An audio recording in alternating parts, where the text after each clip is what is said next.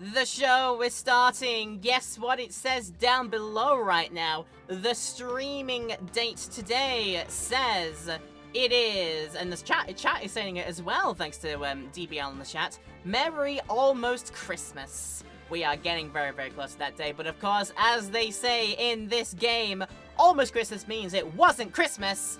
But we are still going to have some fun with the game today. We've got some more Aces in the Trilogy coming your way today. More of Phoenix Wright Ace Attorney. More of Case 1-5, Rise from the Ashes. Hello, everyone. Nice to have you today as we wind down the last few days of the year on the streaming side of things. But yeah, welcome to you whenever and wherever you're enjoying this from. If you're in our Twitch stream right now, hi. If you're in our YouTube land video highlights after the fact, hi to you too. Wherever and wherever you're watching this from, please have a good time and enjoy. If you do enjoy this video, please do let me know. You can leave a like, comment down below. You can feel free to subscribe and hit the bell as well. All of those things are very, very super helpful if you want to keep up with this series in the future and you want to show your love and support in a more fantastic way. I'd appreciate it if you did. We'd love to have you for the journey. So, we hit the continue button and we were trying to remember what the heck we were doing last time.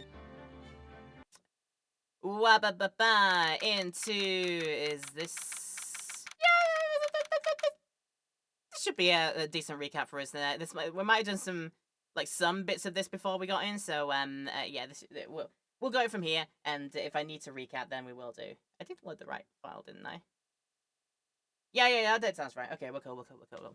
Right, if I try and remember off the top of my head, like I said, we're in the middle of Rise of the Ashes. We've just done another look about to try and get some evidence to try and pin down somebody, pin down the person who we believe may have been involved in the incidents. One of them ended up being in the police evidence department. The other one was in the parking lot of the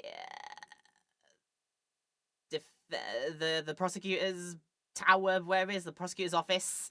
That place, attorney's office is, the ones that yeah, we're basically doing all that. We've met very cool characters. We've met a cowboy wannabe. We've met a lunch lady wannabe. We've met Meekins. We've met Hatsune Meekins. And we found out that apparently the same person got murdered in 2 separate locations at the same time. How the heck does that happen? Well, we're gonna find out more about that today. We did go into the evidence room and we found some things that do pin it on a certain somebody that we would like to try and do, I think, for this. So, yeah, if like I say, when we get into it, I'm sure I'll remember what we are doing then. So, let's start. February 24th, 9:41 AM, District Court, Defendant Lobby number 2. Our good girl Amma is back. So, what do you think, Mr. Wright? I think the prosecution is as confused as we are. I mean, after all, the victim was murdered. Oh, that's Lana. Okay, that's somebody else coming in. The victim was murdered in 2 different places at the same time. And the different suspect was arrested at each of the crime scenes. Lana! Good morning, Mr. Wright. I apologize for yesterday. I was indisposed. I hope they didn't hold you too long for questioning. We just finished, actually. I'm used to all-nighters, though. So, how'd it go? It says Mr. Wright suspects the police are clueless. I figured as much, so I struck a plea bargain. A plea bargain? What do you mean by that? We agreed that if I told them the truth behind this simultaneous murder, they wouldn't seek capital punishment. That's what I mean, Emma. But Lana! But don't tell me you... Much to my regret, I'm as much in the dark about this as they are. Damn, Miss Sky. Hmm? We found trace evidence of a certain person in the police department's evidence room. They belong to Officer Jake Marshall, Texas cowboy wannabe. What kind of trace evidence? Bloodstained fingerprints, to be exact. That's the trump card I have on my sleeve today. You do understand what this means, don't you? In order to defend my sister, you're going to accuse Mr. Marshall. We have to play the cards we're dealt. Isn't that right, Miss Sky? Do what you have to do, Mr. Wright. Thank you for giving me the free reign to be who I want to be a miscreant who I want to be in this case today. February 24th, 10 a.m., District Court, courtroom number 9. 9 is my favorite number because that is the date of my birth. Court is now in session for the trial of Miss Lana Sky. The defense is ready, Your Honor. The prosecution is... I'm afraid you'll have to clarify. I don't think is a response to is neither ready or yay, Edgeworth. It takes 30 minutes by car to reach the police department from the prosecutor's office. Yet the victim, Bruce Goodman, was slain at both places at the same time. But that's not physically possible, is it? What's more, I hear the victim from the evidence room just disappeared. Yes, and the body eventually reappeared in the trunk of Mr. Edgeworth's car. Wow, this is one messed up trial. And I'm the one that has to defend for it. Lucky's not on my side today. One of my duties as prosecutor is to present impartial evidence. Today I will present evidence relating to the murder at the police department. In so doing, I believe the way in which we should proceed will reveal itself. Now that's what sets Mr. Edgeworth apart. He sounds so on top of things, even though he doesn't know what's going on himself. And that's supposed to be an admirable trait? Well, maybe I should pick up on that one. Very well, let the trial resume. On the day of the crime, what exactly transpired at the police department? Mr. Edgeworth, you may call your first witness of the day to the stand. For its first witness, the prosecution calls the suspect of the murder that occurred at the police department. The suspect? You mean the so-called murderer? Yeah, put 2 and 2 together, that's what it means. Oh boy, things are getting wild from the get-go. Oh god, it's Hatsune Miikins. Will the witness please state his name and occupation? Yes, sir! I am Officer Mike Meekins, sir! Otherwise known as Hatsune Miikins. My occupation is, that would be murderer, sir! No, it's not. No, it's not that. You're only accused. You're only accused of it, Broom, right now. We will figure that out during this trial. For now, you just need to, say your actual job. Meekins, come on. So you're telling us you're a professional killer? Sir, it was me, sir! I'm the one who did this! I'll never kill anyone again, sir! You've got to believe me, sir! Actually, sir, I want you to go part of the younger generation, sir! It's a person whose actions others can possibly comprehend! Please, Miss Edwards, help me, sir, for the love of God. Officer Meekins. Yes, sir! Give us your report of the crime. Consider that an order. Yes, sir! As you wish, sir! After all, I'm a part of a generation that must be told what to do, sir! Well, you can't fault him for a lack of enthusiasm.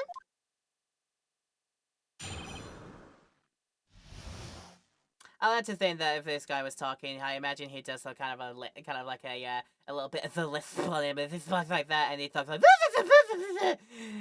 you know, like trying to imagine like an overreactive Mickey Mouse, but with the lisp on that goes like this. So it's like, my name is Mike Meekins, sir.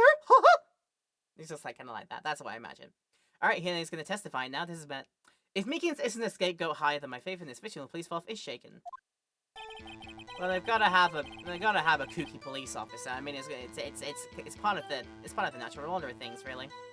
Although it's not my normal duty, I was assigned to guard the evidence room that day. I spotted the suspicious man on the security screen and rushed into the room. I was only doing what I was trained to do, sir. I was suddenly attacked. I fought for my life, and then I did it. Oh, after that, I passed out. Until another officer smacked me awake! So the victim, Detective Goodman, attacked you? Do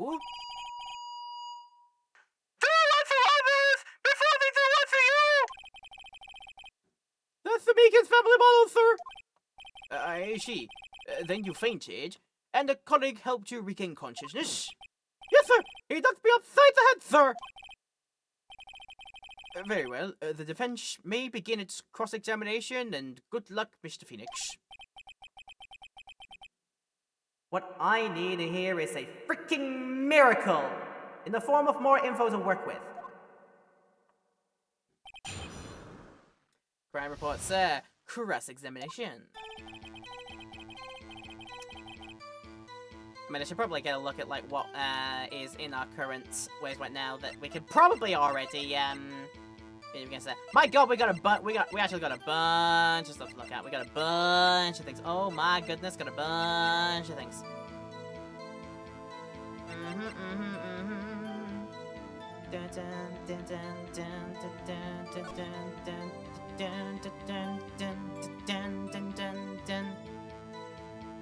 I like how one of the IDs on this thing is just all the sevens. 7777777. Or if you wanted to do it in Japanese, you would go na na na na na na na na na na na na na Batman. You would do that because literally you can say 7 in Japanese as nana or shichi, whichever one you want to say. But yeah, na na na na na na. 777 is na na na na na na na na Batman. It's so funny to do that. Okay, we're just gonna press everything first. Hold it! Mr. Meekins, you work in the General Affairs Department, do you not? Yes, sir! I'm in charge of hiring new recruits, sir! Thanks. Now there's a scary thought. Evidence transfer was taking place on the day of the crime, which meant many officers were given special tasks not ordinarily performed. I was in charge of guarding the Blue Badger, sir! The Blue Badger? Yes, sir! The living police mascot created by the chief of detectives, sir! Ah, the one who steals your souls just by looking straight into your eyes. Yeah, that one, I see. I was to ensure it wasn't broken during the transferal process! That was my sole mission for the day, sir!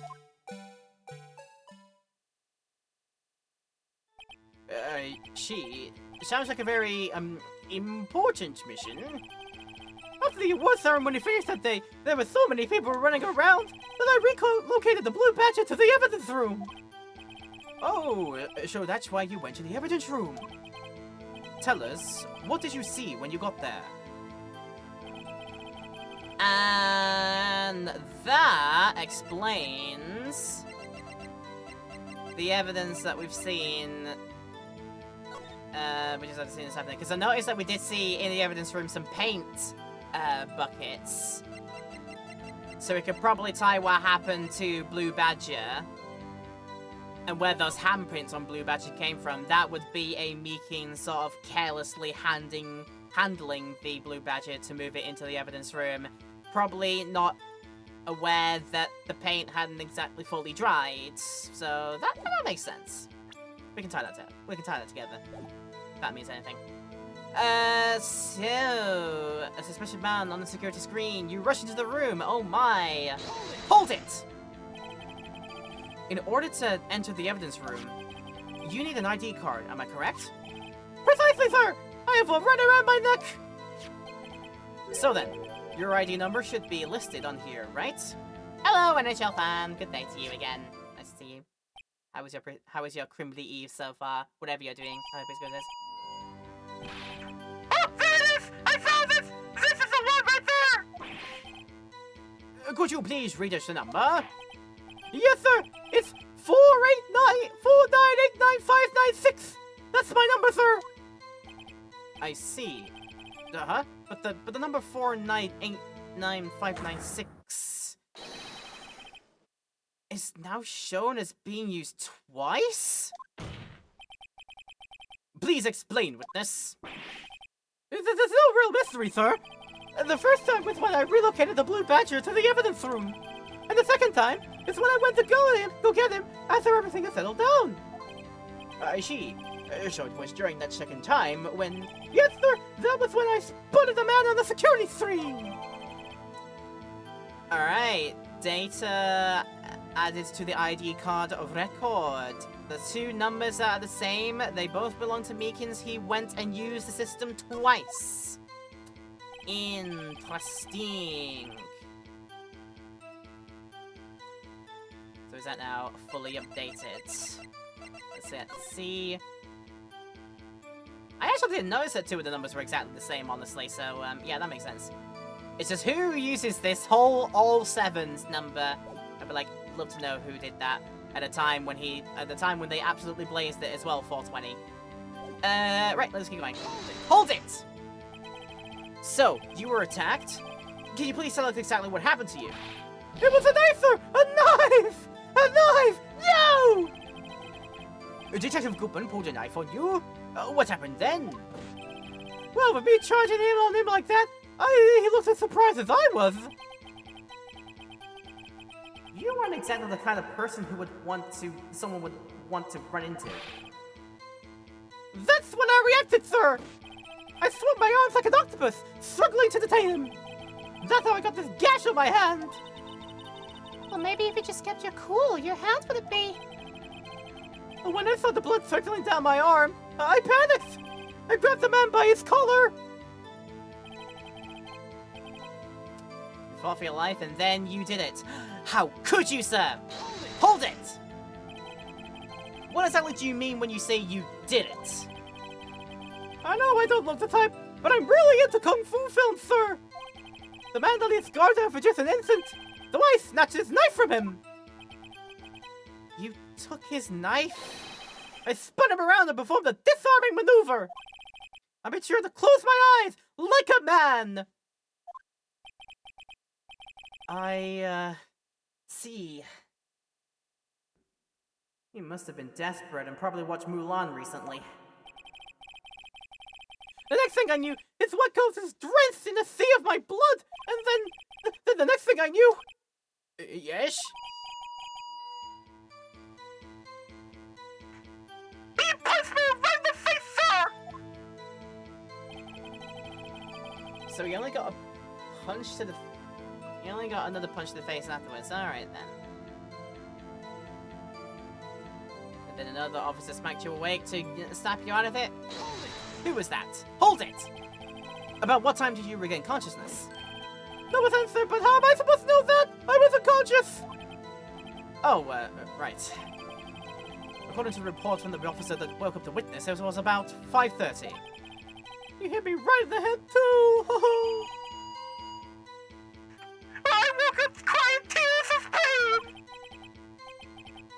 That's nice. I mean, it's nice that you recovered. That is, yes. Almost a Freudian slip there. When I came around, though, I made sure to finish my mission, sir! Your mission? Yes, sir, the Blue Badger, sir! I returned into the entrance before things got out of hand! Well, we can all rest easy now. I believe we now have a fairly accurate picture of what happened. Yes, Your Honor. Only one thing remains unclear. Was the man this officer murdered really the victim? He's got a point. Yes, Officer Meekins? With regard to that, sir, take a look at this! It was sent to my jail cell! Chief Gap delivered to me just this morning, sir! The chief? Delivered it? What is that? A videotape? I still see the Japanese sort of, kind of kanji writing on it. I assume it's meant to be barely legible. From the angle that you see it there. Yes, sir! That's absolutely right, sir! It's a videotape, sir! It contains footage for the security camera in the evidence room! Objection! What? But I specifically asked if there was such a tape, and was told it had been mistakenly erased. That's quite a mistake. I just do what I'm told, sir. It's the only thing I'm really good at. That looks like communication with the police department is as good as ever. Yay. Well then, let's have a look. Show us the video of you murdering the victim. Oh, please stop using that word, murder, sir. It scares me. Well, a video of a real murder. Just what are we getting ourselves into? What indeed, they say. Oh god, don't scare me with the Blue Badger! He's so scary!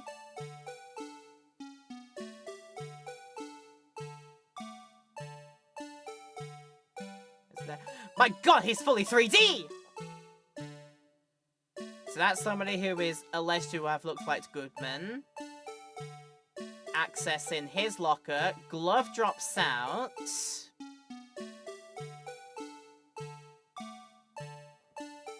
There goes Meekins. There goes Hatsune Meekins. Sneaking up. Turn around. Socked in the face. Turns him around. Oh, how fortunate. It turns away right at that moment.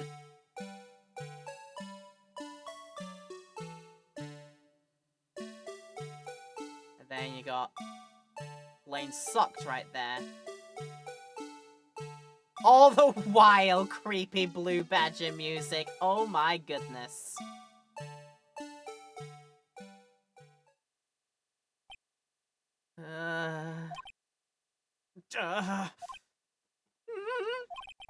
Well, I believe we're all thinking the same thing. What the F? How can we deal with these unsettling feelings stirred within us? What the hell was that wriggling piece of plywood? Sir, that is a prying joint of the entire Criminal Affairs Department, sir! It's the Blue Badger, sir! Why am I not surprised this isn't going smoothly? Security video added to the record. Placed in the evidence room, which just went back and forth. We saw somebody dressed as Goodman and access Goodman's locker. Meekins sneaks in from behind. They have a bit of a scuffle. Went straight for her face. With the knife in hand, so that must be where it caught Meekins' hand. And then Meekins puts hand on coat, which means there's now blood on the coat. And then it conveniently turns away while things happen, and then we only see a Meekins.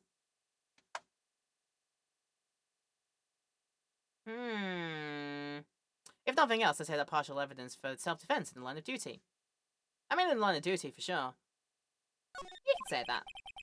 Yes, well, anyway, this tape seems to prove that the witness did indeed encounter someone in the evidence room, and some sort of activity did take place. Your Honor, instead of relying on clearly and complete footage, the witness's testimony will suffice. Is that alright with you, Officer Meekins? Yes, sir! As you wish, sir! Alright, second round. It's weird how sometimes the way to move things along is just to press every single line of dialogue and then... Or at least press the last line. By that point you have, you probably got to a point where you don't think anything connects, and then once you press that last line of dialogue, it's then like, it assumes you pressed everything, and then straight moves on to the next thing. It's weird how sometimes that's the solution. Just press everything to the last statement, and then you're on your way to the next point. It's weird how sometimes it's like that. But anyway, testimony about the mystery man. He's mystery man. Sung to the tune of Invisible Man by Queen, but not well, as you can tell. I might need a little bit there. I need to redo the... Yeah, I might need to redo my, Oh god, it's all the way down there. Yeah, I might need to, redo my side ponytail. I'll sort that out later. Be fine. His face can't clearly be seen in the video, but there's no question that the other person was Detective Goodman, sir! I mean, he opened the locker, which requires Detective Goodman's fingerprint to do! The locker he opened is unquestionably Detective Goodman's locker, sir! And so it must be him! No one else could have unlocked it! What's this about a fingerprint? Each detective has been given a locker equipped with a fingerprint-activated lock.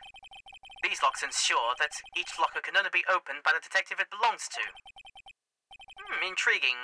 That would mean that the victim at the crime scene would have to have been Detective Goodman. Very well, the defense may begin its cross-examination.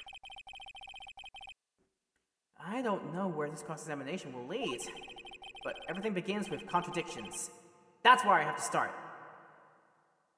I wonder what Emma is just doing on the side of the bench there, because she's barely been involved. She's barely been involved today. Just standing there, being like, I'm enjoying the day out being on the bench. I'm sure. Face can't clearly be seen in the video. Can it? Like, can it?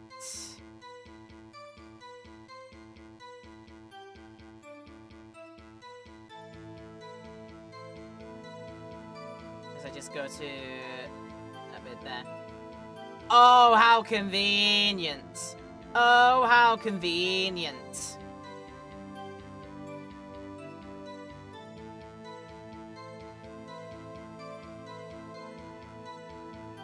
How literally everything is so convenient to block out his face every single time. Also, they couldn't have done this on the GBA. That's why I had to wait until the 3DS version to do it. Jeez, that's way too convenient, Blue Badger, you son of a biscuit. You absolute son of a biscuit, blocking out literally everything that I would like to see. How dare it do that? Can't believe it. Can't believe it would do that to me. Swindled. Alright, just press. Hold it! And tell me, were you able to get a good look at him? At the face of the man who attacked you with a knife? Sir, if you must label people as having seen or not seen the man's face, I believe I will be classified as the latter? The latter? But you were standing right in front of the man, were you not? More to the point, you were the person who fought him, aren't you? Oh, yes, sir, but I didn't get a clear look at his face, sir. I'm not the kind of guy who looks directly at people when talking with them. You see, I might steal their souls. Yeah, that's a good trait for a police officer. So, I'm sure it was him! I bet my badge on it! Yeah, I like to think that that's the reason he doesn't look into people directly in the eyes, because then he'll just like suck out their souls through the eyeballs. He secretly has that power, I imagine. Hold it! But you don't know that for sure, do you? You never actually saw Detective Goodman's face. Well, I suppose you might say that. That is, if you must label people as having seen or not seen it. Since his face can't be identified in the video, only you can verify it. Why is it looking at me? If I had to rate myself as disturbing or... Meekins! That was a sound I made for that scream, holy goodness. Having been shown a questionable video at best, we are not in the best of moods. Now please be more certain when you testify. Yes, sir! You claimed the man who brandished the knife on you was Bruce Goodman. Tell us why you are positive it was him. His evidence says he opened the locker, which requires Goodman's fingerprint to do. Fair point. But... I need to check again. This will take a long time to check, but I do need to check every time. Just focus on the bit where he's actually opening the locker. Or is the Blue Badger flag going to conveniently block that out too, because son of a biscuit. Does that look like he's wearing a glove? Did that look like he was wearing a glove?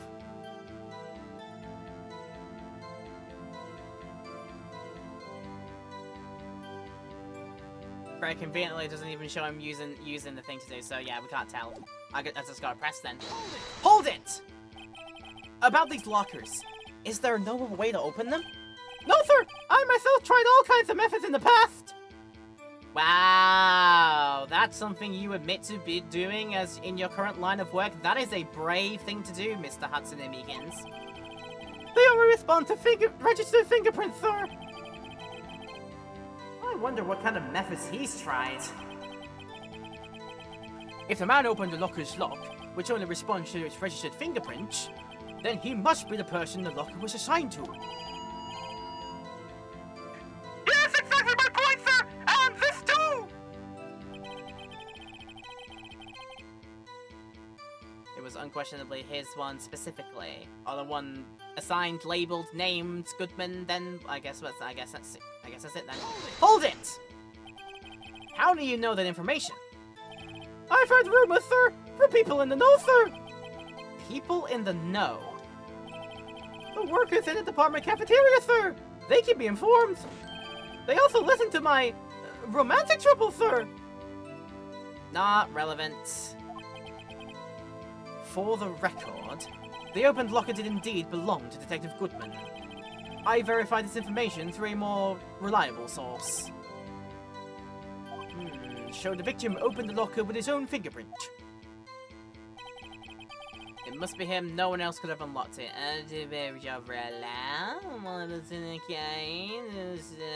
Hold it! However, the most important detail is not shown in this video. The man's face. Sir! If I may say something, sir. Please do. After all, you are the one being examined. By God, we need you to actually give us some good information for once. I don't understand why the man's face is so important in this case, sir. I mean, it was his hand that opened the fingerprint lock. And it was his head that tried to thrust his knife into my body, sir! My fellow state can testify to this, sir! Yes, you have a point. The footage doesn't lie. That is. Unless the defense can find a problem with it. Oh, Mr. Wright! Let's see the court record again! Is there a problem with the security video?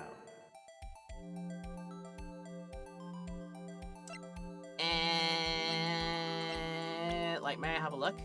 I'm gonna say, may I have a look?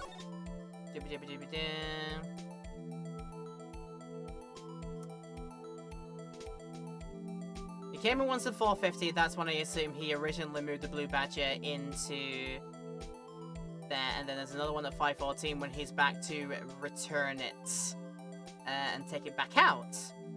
So the time is... It's like the time is all good and correct. 1714. I can just about make out the fingers on the thing and the smudge marks, so that's fine. Are we to assume 221 is exactly the date? The paint cans seem to be in the correct place. It's the glove that falls out. Is that the thing they're on about?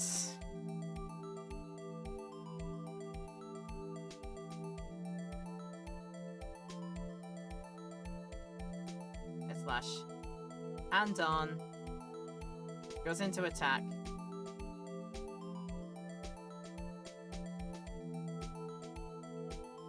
Somehow from that he ended up disarming him and then just gave you a swish punch to the face, which knocks you clean out there. And the locker is... They left the locker open. Oh, hold on. When does that glove appear? Or when does that piece of cloth appear into the... What is it?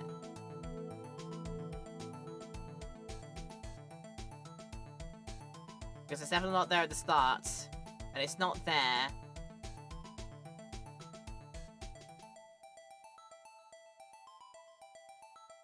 As you open... What looks like a glove drops out.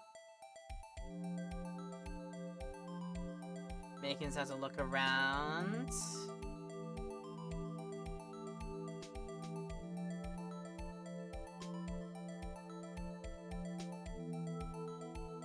Goes on an attack.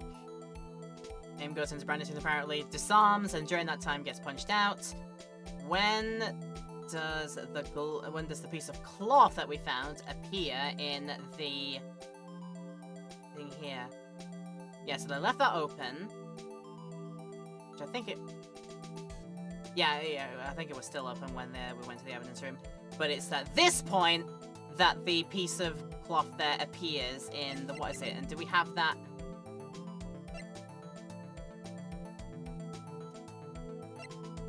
Do we have that bit specifically...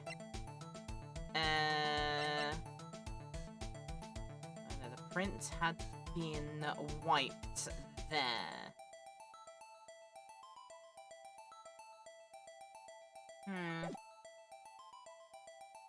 I can only assume that the fact that the cloth appears in one of the other lockers is a problem, and it's on the one that belongs to Jake Marshall. Or is the fingerprints that we found wiped, the bloody handprints, and we identified these that were Jake's, that were Marshall's.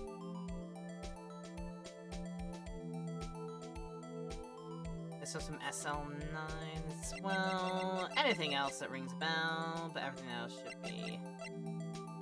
Nah, everything else is fine. I think the problem is the fact that the cloth appears in the locker then, so somebody else managed to access their locker at the same time, off camera. So I think that's what we gotta specifically ping. I'm so sure of this. Look at me doing the confidence save. All right, there's a problem. Regarding the video contained on this tape, there is one thing in particular that seems rather strange. Strange? This contradiction leads to the possibility that the man may not have been Detective Goodman.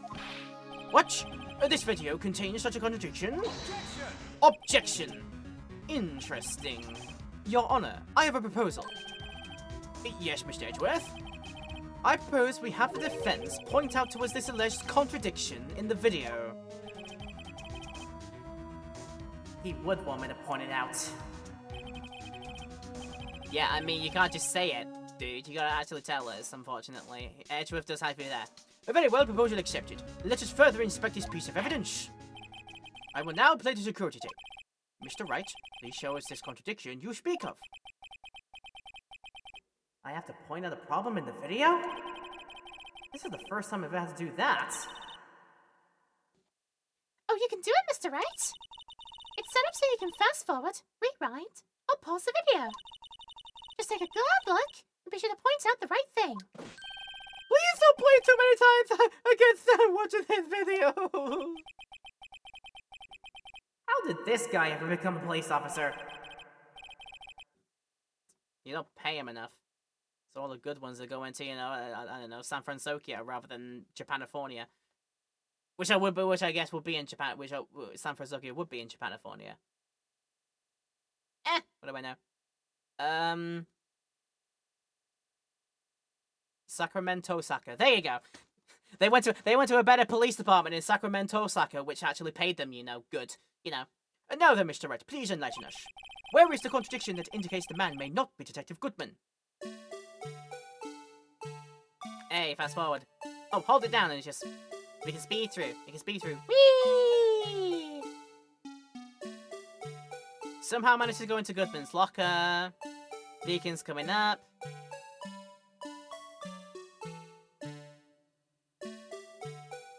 Still weird doing this all to frickin' the Blue Badger music.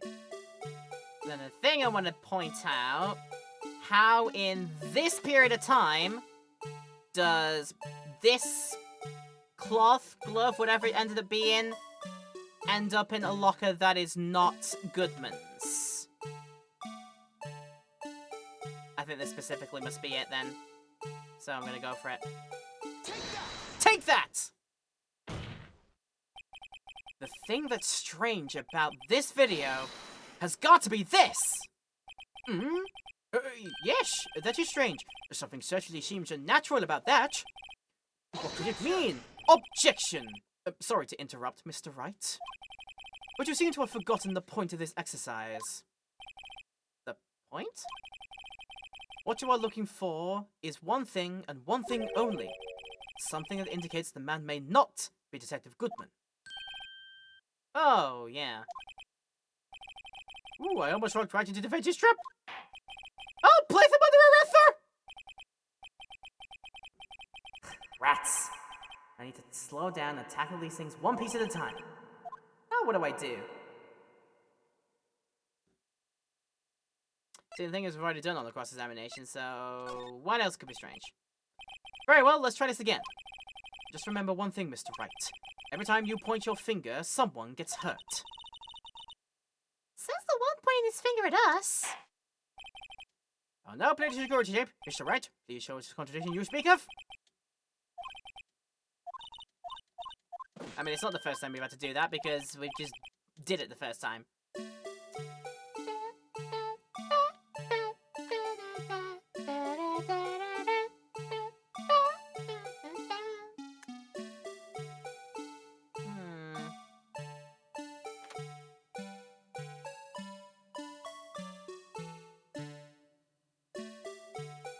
did he somehow manage... Did this mystery person somehow manage to get in due to the fact that they maybe swapped out and used his glove instead?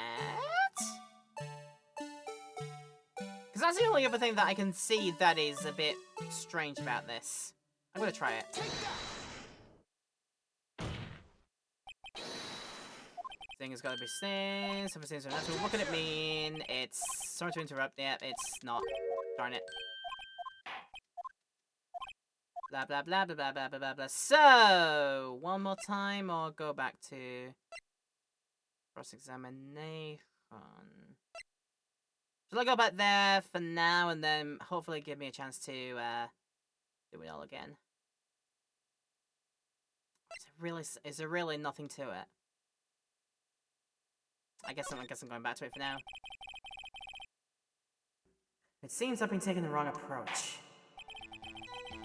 The defense may issue in this cross-examination, assuming the witness is still willing to continue, that is. Officer Meekins? Yes, sir! It's my duty as a police officer to help the lost, sir! Oh, great. Now I think I'm lost. His face can't be clearly seen. There's no question the other person was that. He opened the locker which required Detective Goodman's fingerprint to do. The locker he opened is unquestionably Detective Goodman's locker. It must have been here, nobody else could have unlocked it. Do we have anything to the contrary in that one? Because that bloody handprint was not on the... What is it? A piece of this went missing. But there's nothing in it to suggest it's relevant yet.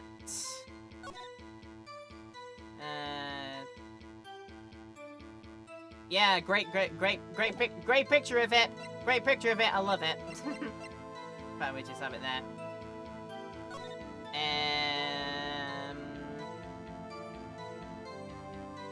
My assumption is there was nothing on this to, oh, there's something inside it? Nope, can't see it. You haven't seen inside it.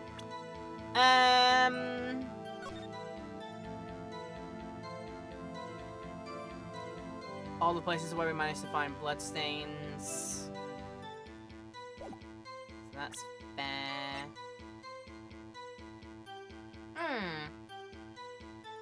This is going to require some thought. This is going to require a little bit of thought. So I will have a little bit of thought on this one. Gonna run for a quick break here. I actually need to also sort out my hair again because it clearly seems that this has not lasted. Is it fully broken? No, it hasn't fully broken. Right. So yeah, we'll do a break here. It's nearly time for ad times anyway. We usually run the hourly ads every time around here to give you all a break for a couple of minutes and make sure you do not miss anything, so we're going to do that right now. If you need to take a break, then now is the time to do so. YouTube Land, there is no such thing as a highlight break in YouTube Land video, because we always cut them out. But if you need to pause and come back to us very, very soon, after you've done your own self-care business, then that's a good idea. Make sure you go do that. And, right, hopefully when we come back, I'll have figured out what to do, and then we can move on with our day here, so I'll see you back in a few minutes. Don't go anywhere. Hello, welcome back to the video. I have retied my hair to the side, so hopefully the knot should not come undone this time. And I can, focus on making sure I do this whole thing right. So yeah, let's continue, shall we? Before we do, welcome back everybody, of course. If you're enjoying this, wherever you're watching this from, particularly in the YouTube Land video, be sure to let me know if you're liking it, leave a like and comment down below. Please feel free to subscribe and hit the bell as well if you want to go further, reveal love and support, and join us for the rest of our journey here today. We'd love to have you. Right. I think I would quite like to get another look. This thing here.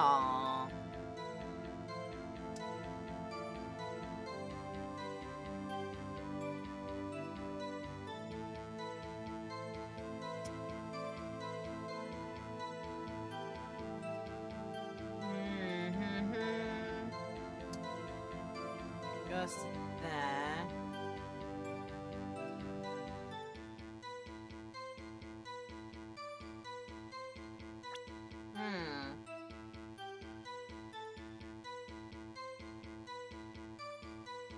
So the only reason I see it being a case that anybody could have opened up that one, I think again it's to do with the fact that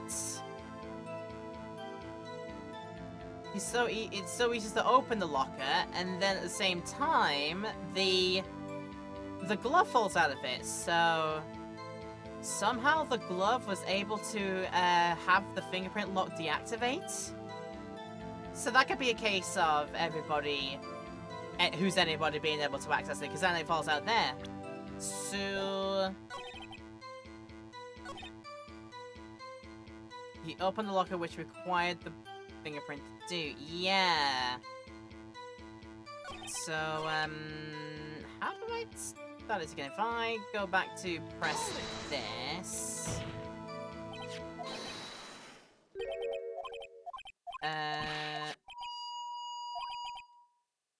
the footage doesn't lie, unless the fence has a problem with it.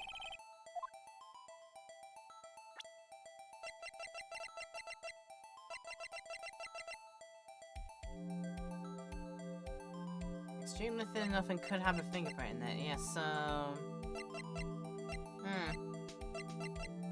Yeah, let's go back to saying that there's a problem. There's one thing that seems strange about it. And then you will say to me that you want to point it out. Yes, yes, yes, yes. I do think I was on the right lines, though. This is, again, a case of I gotta point out the exact thing, and apparently exactly the exact frame where it actually matters. Where is the concentration that you speak of? So before the locker gets opened, can we see it? Oh, it's right there, isn't it? The light's on.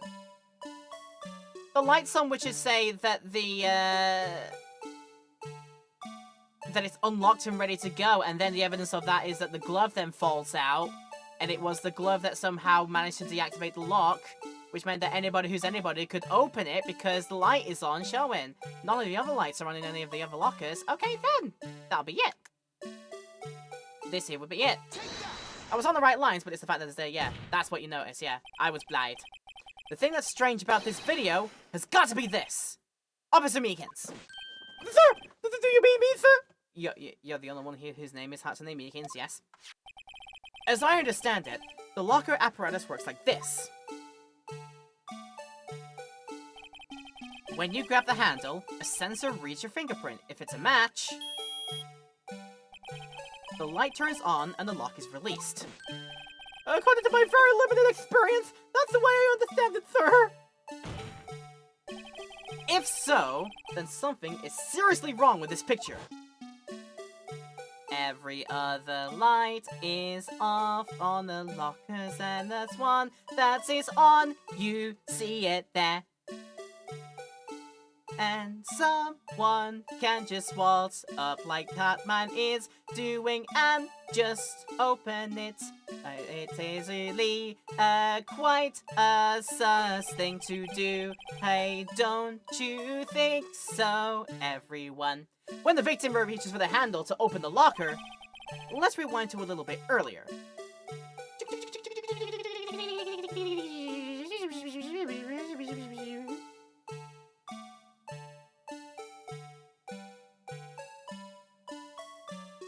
You get a fast forward rewind. You get a fast rewinder, you know that. Here! Notice the light? Oh, watch this! It's already lit! It's so lit!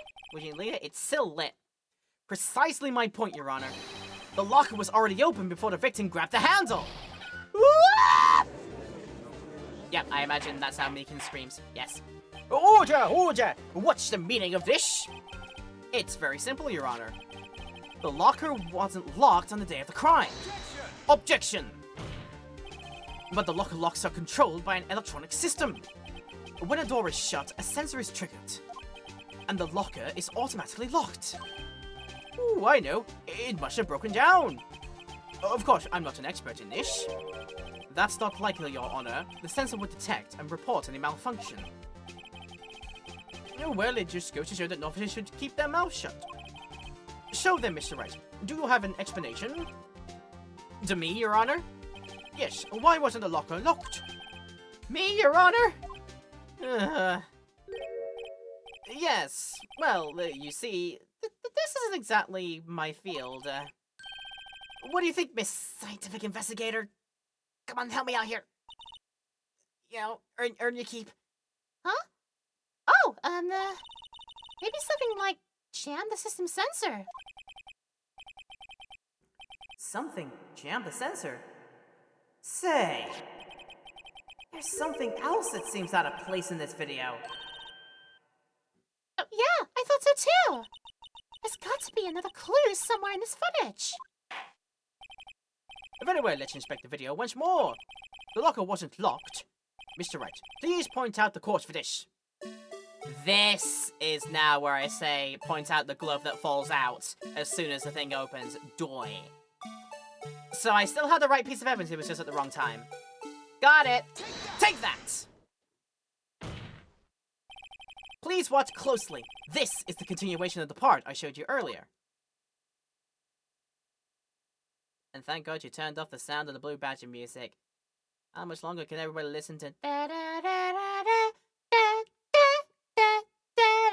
without feeling their soul escape their body? Oh, what's this? Something white fell out of the locker. But sir, it's been my experience that things fall out when doors are opened. I often fall out and roll great distances when I open my car doors. I don't care, objection! We can't be sure that item was completely inside the locker to begin with. What do you mean? The sensor triggers the lock when the door is shut. What if something was inserted? Say, between the sensor and the door, giggity. Inserted? Giggity?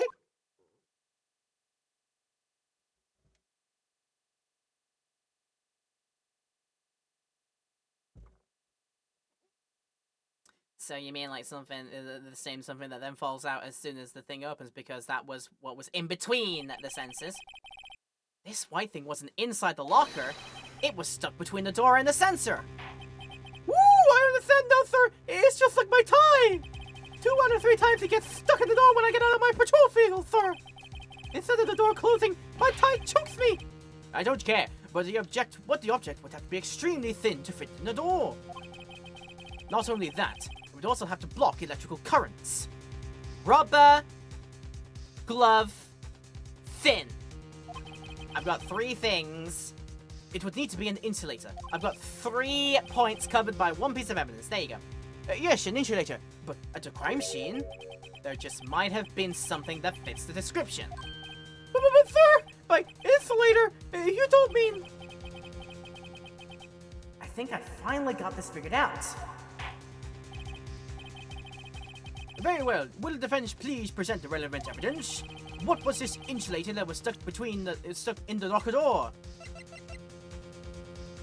Extremely thin. Rubber. Glove. Got it all for you. Take that! I found this near the locker, a thin rubber glove. But we can't be sure that was in the victim's locker. It has a tag that says SL9 incident. The video seems to depict the victim opening the locker. But that isn't the case! The lit lamp attests to this! On the day of the crime, even I could have opened that locker. Is this not so, Officer Meekins?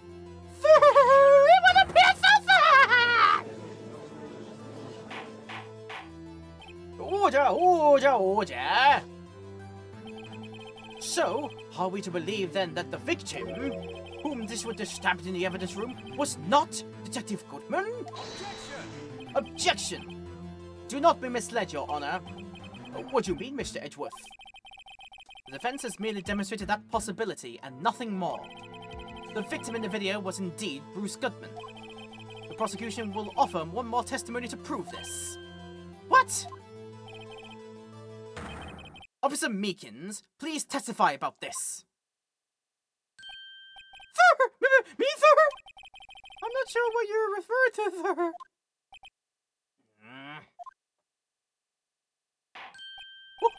Oh, you mean that, sir? Oh, of course, sir. Is this a joke? Is my life a joke? Is my entire existence a joke? Yes, yes, and yes. Very well, begin your testimony. I'm I'm so mean. I'm bullying Phoenix today. Oh my goodness. Mystery Man 2 Electric Boogaloo. That's one of the things that proves the man was Detective Goodman, sir. To enter the evidence room, one must use their ID card. When an ID card is used, there's a record of it. At the time of the crime, the detective had used his card. An ID card record. I see. I have the ID card record right here, Your Honor. The ID used at 5:14 is that of the victim.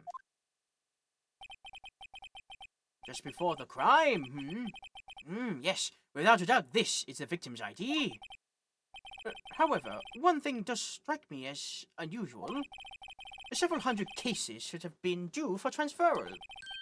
Why were there so few people using this room?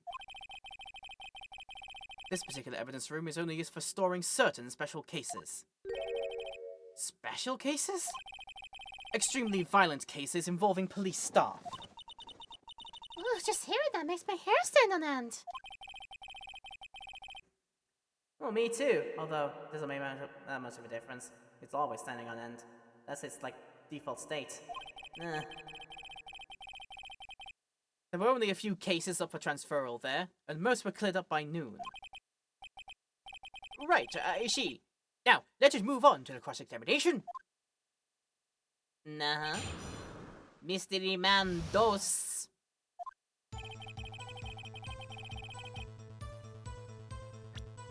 I mean, I can have a look at that myself, and let's just double-check all the times and dates.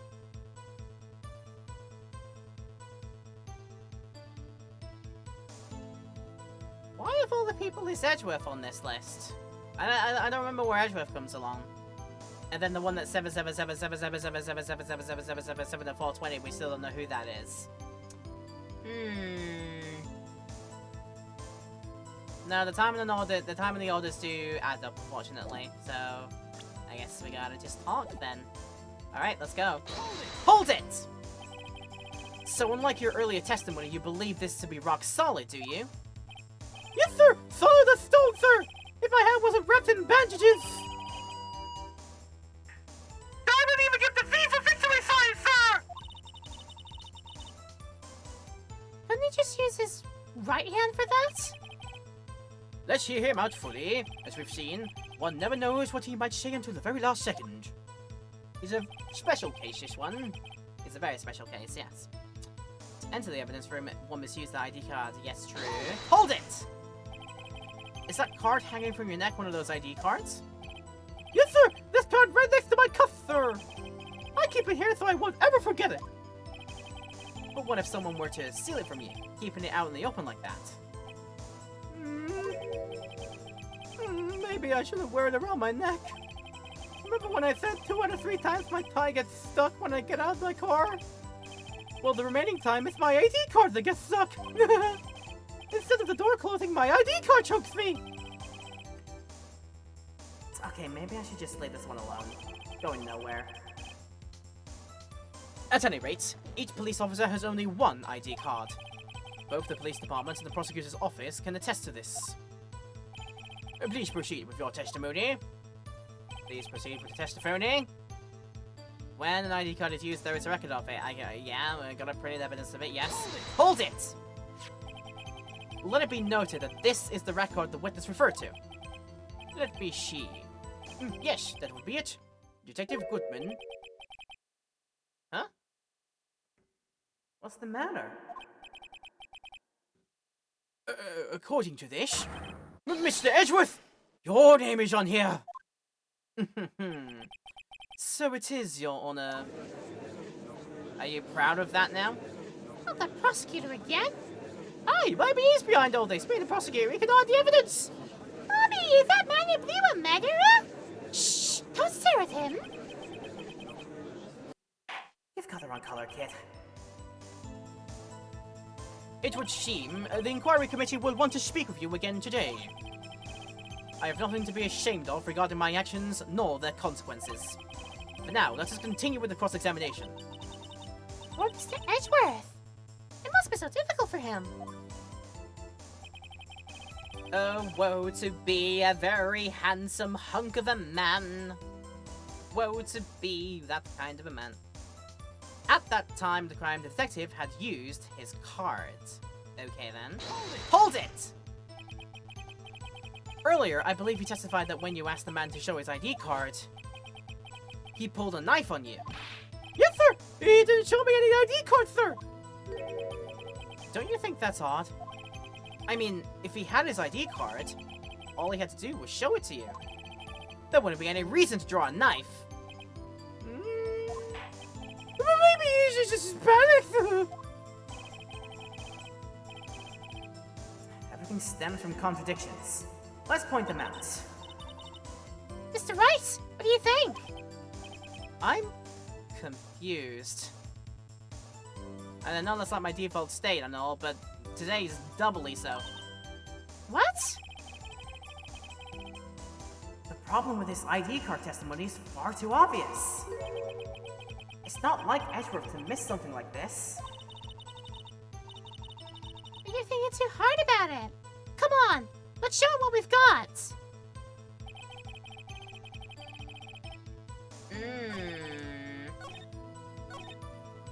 At the time of the crime, the detective had used his card. I mean, there's nothing to say that was far off the point, so that's fair. Gonna be off soon, lurking, but enjoy it. Of course, Dilgar, thanks for coming in, thanks for the lurking, we do appreciate it. If you need to do your business, of course, you need to do your business.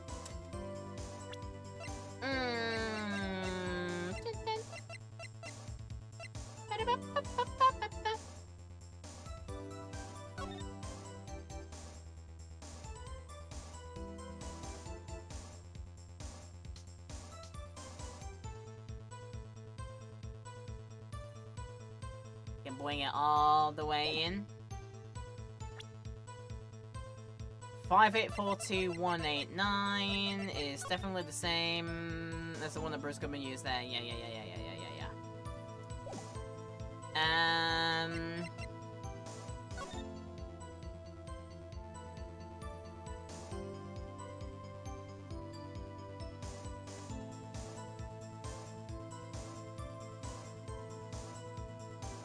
Why would you only have a certain amount of time to write an ID number down or scrub out a number that you got wrong? And also even wrong, that's the thing, I don't think you even got that second digit wrong, right? Oh no, they did. It wasn't a 5 and 9.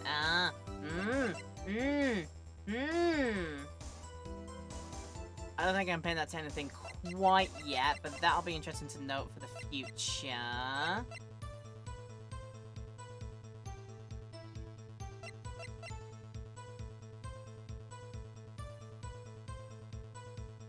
Enter the lot at 5:12, the parking stub. One knife who died within an hour and a half of 4 PM. So again, within an hour and a half. All comes back to that. Interestingly.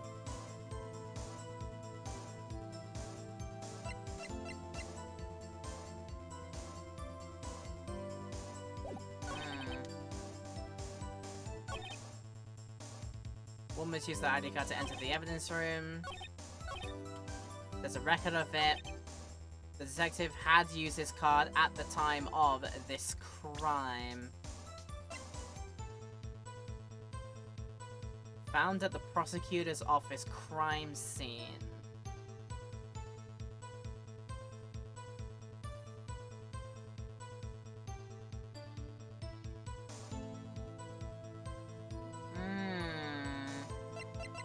Somehow like a duplicate they managed to make?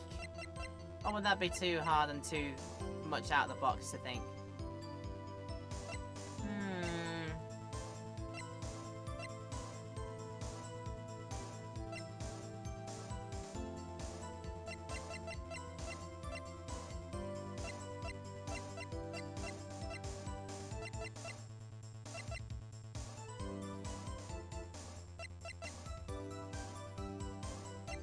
Is that in itself a bit weird? The fact it got found.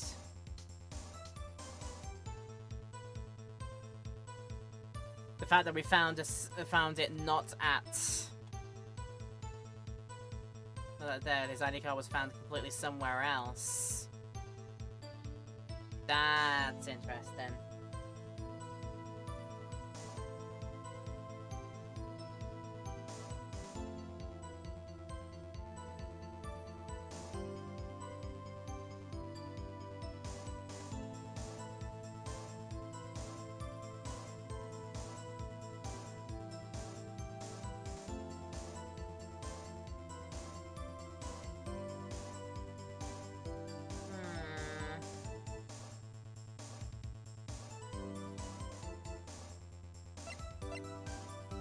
What I do need to do at this point is actually make another confidence save, so I can come back here with all my points should I get this wrong.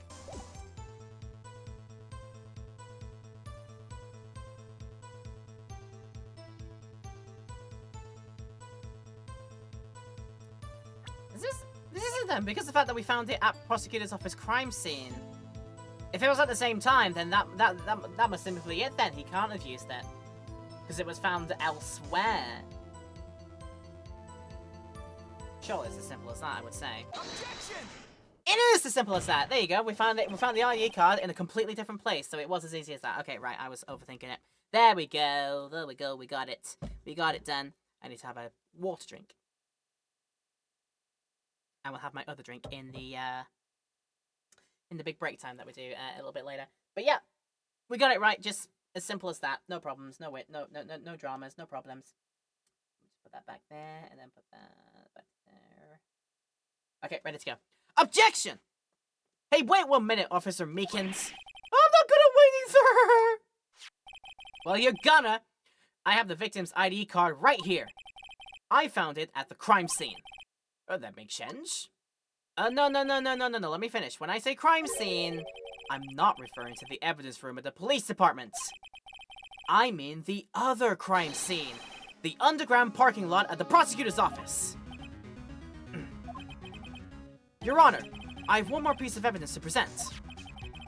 It's a very important clue regarding the victim's ID card. A lost item report? It's only half completed. But it shows that Detective Gutman had lost something on the day of the crime. Something important enough to fill out this report. Let me guess. You believe this something to be his ID card, right? I can't say for sure, but there is a high probability. On the day of the crime, Detective Gutman was not carrying his card. Or a faker somehow managed to worm his way in with the card. I'll try to say it. Order! So now, what does this all mean? It can only mean one thing. It doesn't even require much thought. The man Officer Meekins encountered in the evidence room was not Detective Goodman, but rather the man who stole his ID card. Oh. Order! Does the prosecution have a response? I have only one more thing to say to the defense. I feel like bad news is approaching. Bravo, Mr. Wright. Bravo? There's a catch this. Allow me to summarize the defense's argument. At 5:15 p.m. on the day of the crime, the man in the evidence room Officer Meekins encountered was not Detective Goodman. There are two grounds to support this. First, the locker in the evidence room was already unlocked. And second, the victim lost his ID card. Am I correct so far, Mr. Wright? Yes. But I don't like how you're saying it to me. What are you up to? That being the case, we must inevitably arrive at a single conclusion. If the victim in this video is a fake, then the murder in the evidence room is also fake. In other words, the security camera does not show the instant of the murder. That is... Well, I guess that's right. Is something wrong, Mr. Wright? Only moments ago, you seemed content to be pointing your finger around. Oh, this isn't going to end well. Well, it seems you finally realized exactly what you've gone to such lengths to prove. Explain yourself, Mr. Edgeworth. What you mean? The defense has already done the explaining for me. The victim in this video is a fake, which means a murder did not take place at the police department at 5:15 on the day of the crime. So the real crime could only take place at one location, the underground parking lot at the prosecutor's office. The murderer being Miss Lana Skye, the defendant. The evidence is compelling. A trustworthy witness observed the moment the defendant used the murder weapon. Ah! Darn it! I hate it when he does that.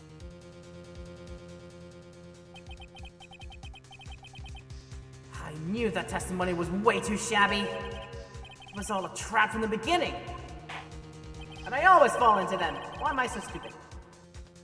The activity in the evidence room still leaves many questions unanswered. Who exactly was the victim officer meetings encountered? And where did this person disappear to? However, this trial's purpose is to examine only the murder of Detective Goodman. Just so, Your Honor. Mr. Wright, you have to do something. Arrest Lana. What do I do? How am I supposed to get myself out of this mess? You never wait and see what happens. Do not be silly. I'm like 99.99% sure you never wait and see what happens. You always gotta be... Stop it. Objection! One moment, Your Honor. What now, Mr. Wright? Don't tell me you're objecting to what you've just proven. Of course not. But I almost walked right into the prosecution's trap. What are you talking about? This cross-examination has proven one thing and one thing only. The security video did not show the actual murder. It did not, because it panned away at a very convenient time. And then suddenly when it comes back, suddenly Meekins is on the floor, unconscious. And there's no Goodman to speak of. Maybe he got away. The one that got away, darn it!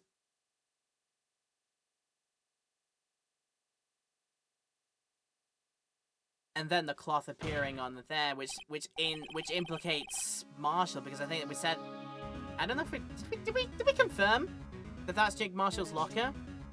We definitely confirmed that the smeared bloodied fingerprints on that we had were Marshall's.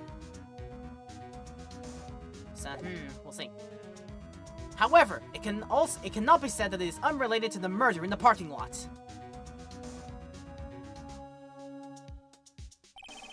Specifically, large amounts of blood traces were found in the evidence room. The defense demands further examination into the truth of the matter. Mr. Edgeworth? Yes, Your Honor. If this court were to examine this further, other witnesses will be necessary. Is the prosecution prepared? I'm sorry, Your Honor. The prosecution considered the incident at the police department to be unrelated. We have not prepared any other witnesses for this incident.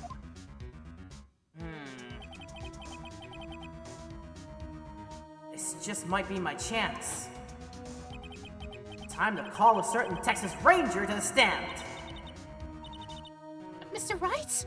Do you mean... Your Honor, the defense would like to request a specific witness. Ooh, whom do you have in mind? Someone we have reason to believe knows the truth. The truth behind the activities that took place in the evidence room.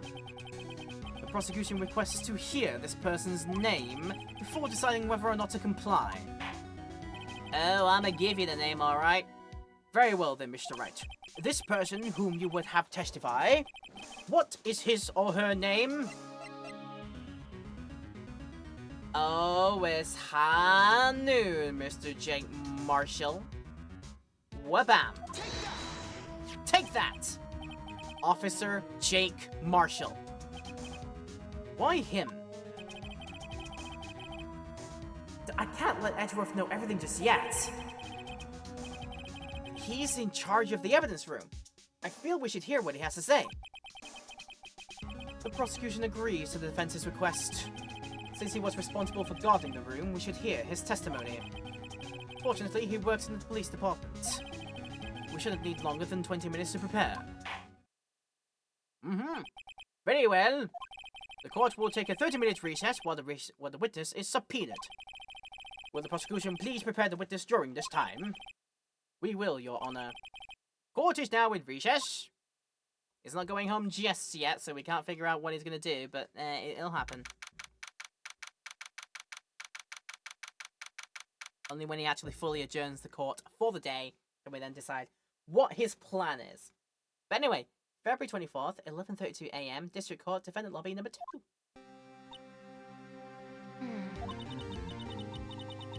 There's no stopping you, is there, Mr. Wright?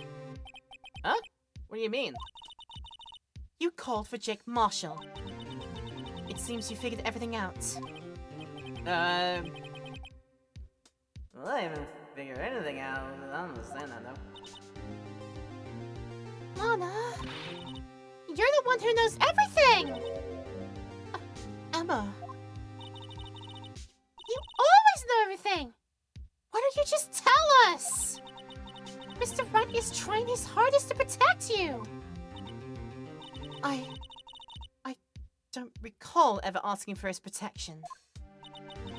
How can you be so cold? Don't you trust us? Don't you trust me?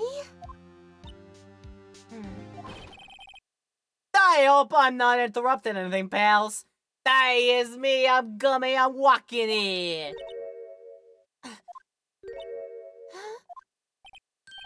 Oh, guess I am. I'll come back later. Okay, bye. Wait, Detective Gumshoe. What is it? You got a lot of nerve, pal! Making the detective run all around while on duty. And to top it all off, you call me here? I've seen happier people at funerals. Sorry, Detective. You better be, pal. Hey.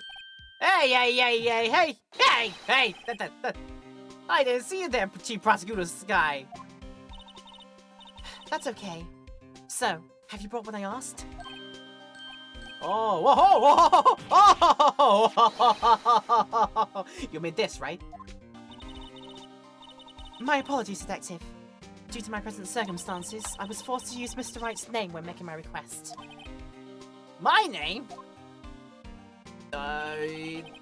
Never in a million years would I have thought it was you who asked me. Could I bother you to bring me the SL9 incident files? I'll need them by noon. Gee, talk about crazy. The SL9 incident? But Lana, that's... I thought Mr. Wright might need them, so I had them brought here. Here, you might do well to read them. I can't believe you, the chief prosecutor, were a witness in that case! Miss Sky was a witness? Files for the Joe Dark killings that were solved 2 years ago. I think the solved should also be in quotation marks. But I now have them from Lana. Okay, I guess thanks. Thank you from me. You don't want anything to do with serial murders. Oh, what? Now that I brought you your stuff, you just gonna ignore me? Emma? But why? Why is your name in here? What? My name's in there? I don't know. Unless... No. It couldn't be. Lana? This SL9 instant. Is that... That's the classification number the police filed it under. 2 years ago, the rest of the world knew it as the Joe Dark killings. Joe Dark? No! No! Lana! That's over with! No! Emma, wait! She ran away. Oh, you know what? I just remembered. I gotta be somewhere. Sorry, pal, but I'm out of here. Bye. Jake Marshall? Angel Star? Damon Gant? Miles Edgeworth? Not to mention Lana and Emma. Everyone involved in this case is connected to those killings 2 years ago. This can't just be a coincidence. Knowing you just might be able to figure it out. Time to get back to the trial, Mr. Wright. Best of luck. Oh, I better take a good look at this file. Better take a good, hard, long look at it. Because everybody's in there. You get an involvement. You get an involvement. Ah! Oh, jeez. That's me knocking over my microphone. Don't want to do that. But anyway, you get an involvement. You get an involvement. Everybody gets an involvement. There you go. Saving progress to this point. Yes, please. We do that like that. Overwrite. And it's said to be continued right the heck now. February 24th, 12:14 p.m. District Court. Courtroom number 9. Courtroom number 9 be doing so fine. The court will now reconvene for the trial of Miss Lana Sky. Emma didn't come back. Allow me to call the next witness to the stand. The officer in charge of guarding the evidence room on the day of the crime. Is he allowed to drink while on the stand? I'm sure he's not allowed to. Witness, please state your name and occupation. Me, partner? Oh, I'm just the man, same as you, wandering the trails of civilization. Occasionally helping the elderly cross intersections when needed. Yes, we get it. Ooh, I know, you're a patrolman! As for my name, if you listen hard enough, you can hear the howling wind calling it out. To be exact, it's Jake Marshall, Your Honor. Howling wind? I have never heard Edgeworth described that way before. Now, Mr. Marshall, let me ask you something. You were in charge of guarding the evidence room on the day of the crime took place. Is this correct? According to the papers, partner. What do you mean? Desperado soul is as boundless as the desert sands. No paper can sum it up. Maybe especially we just get on with this quickly. It's going to give me a headache, I'm sure. I'm going to need the Advil very soon. Please share with us your testimony on the day of the crime.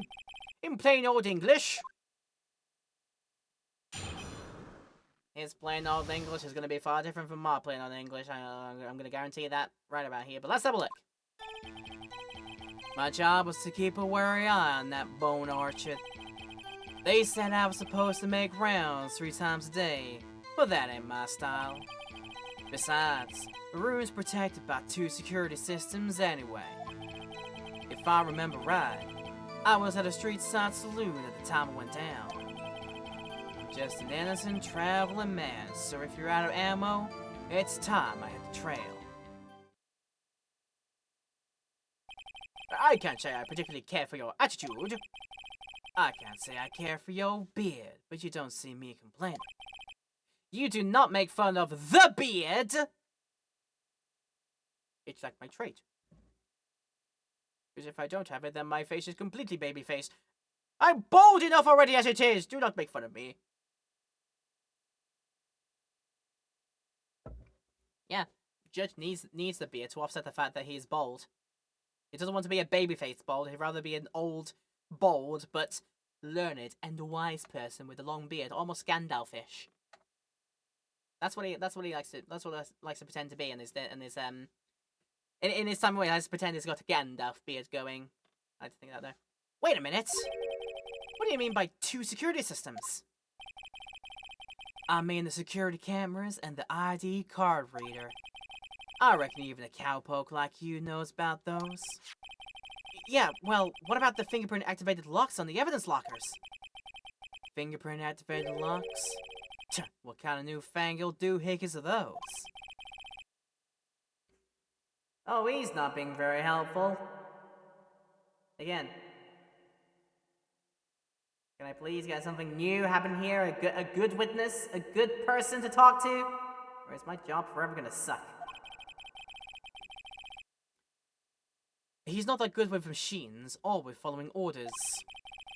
Everyone's got their weaknesses now, don't they, Mr. Prosecutor? This one seems like trouble. Okay, Mr. Wright, it's all yours. Good luck. You're going to freaking need it. Cross-examination the day of the crime. Your job to keep wary-eyed. I mean, that's pretty self-explanatory, but you didn't do a very, very good job of it. Willingly didn't do a very good job of it, it seems, maybe. Hold it! How exactly did you keep an eye on the evidence room? I just made sure nothing moved in the security camera monitor. That room's so still, even time dies in there. I'm just a caretaker who interred the recordings. You interred them? Videos nothing aren't that useful. When the time will come, I'd erase the tape. If nothing unusual is recorded, tapes ought to be erased every 6 hours. Each time I'd erase a tape, it felt like I was erasing a part of my life. Well, this guy's a flair for the dramatic, but it isn't gonna do him any good. So, in actuality, you don't physically enter the evidence room?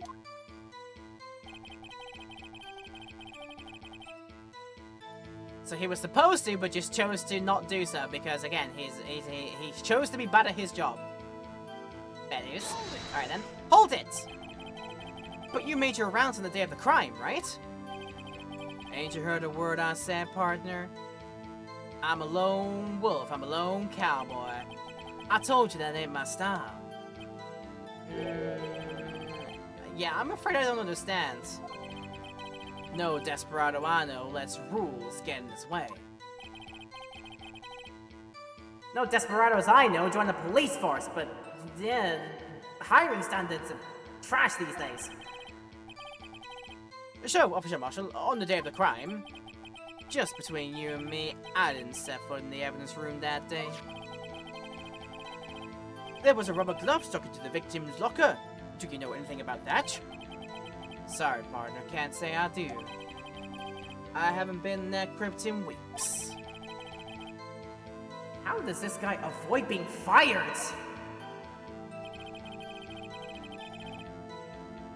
How does he get away with that?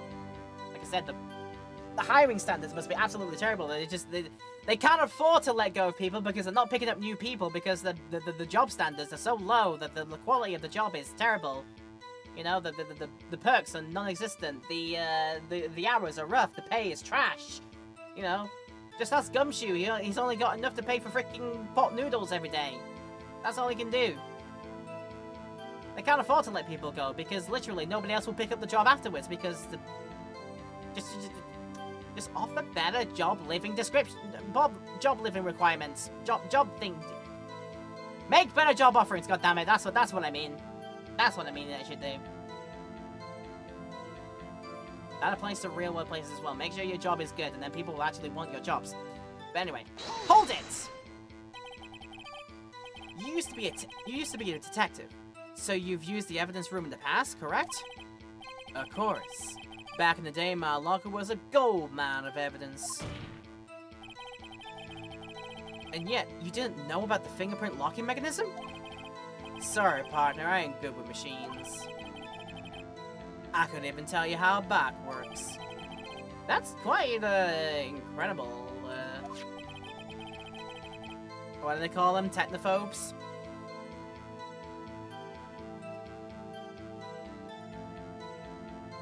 Jake Marshall do be indeed a technophobe. The sensors on the locker handles cannot be seen. It's well known that some detectives are unaware of their presence. Now that he mentions it, Detective Gumshoe said something like that too. At any rate, it doesn't seem that this is relevant to the crime. Can you tell us what you were doing when the crime took place? You were day drinking at the bar across the road. Good job, sir. Hold it! What were you doing in a place like that? I was eating spaghetti. Not even Angel's steak lunches can beat that parlor's Vongolu sepia pasta. Do you mean to tell us you abandoned your police duties to eat some noodles? Not all desperados eat tacos, partner. That's not what I meant. I hope this at least has taught you a lesson. Huh, that's strange. This is usually where Edgeworth says, "Did you not want a raise this year?" Why hasn't he said it? That's interesting. Time to hit the trailer for out of ammo, but I'm trying not to be here. Hold it! Out of ammo, Officer Marshall. That's right, partner. Or as you'd call it, evidence. If you plan to pin me to this crime, then you better draw. Otherwise, you're just wasting my time. My steel horse is waiting to carry me back west into the sunset. One thing seems clear. Despite being responsible for guarding the evidence room, the witness doesn't appear to have seen anything. Texans don't take orders from everyone. Everyone knows that. You are giving Texans a bad name, sir.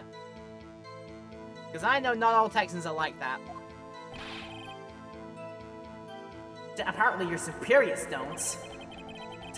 Okay, I have a trump card up my sleeve, so I best keep my cool. Before I use it, though, I'd better up the ante. And what would let... Oh, oops, didn't mean to press that.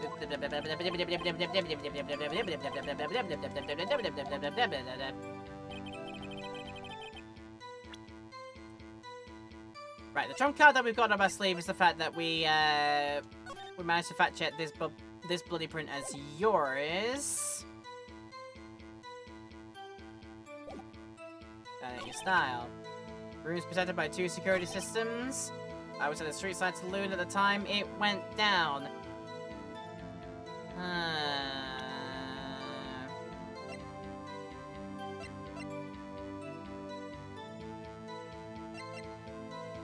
I mean, have a look at this. Case closed. Incident number SL9. Perpetrator Joe Dark. Crime serial murder sentenced to death. Victims Edward Jones, Edith Kirby, Jeb Bates, Jason Knight, Rachel Moss, Neil Marshall. Head prosecutor Miles Edgeworth, witnesses Lana Skye and Emma Skye. Okay, their names are in. Investigative Task Force. Executive investigators are Damon Gant and Lana Skye. Head investigator Bruce Goodman and other investigators Jack Marshall and Angel Starr. Everybody's connected to this one. It's all up there, man. But that name, Neil Marshall.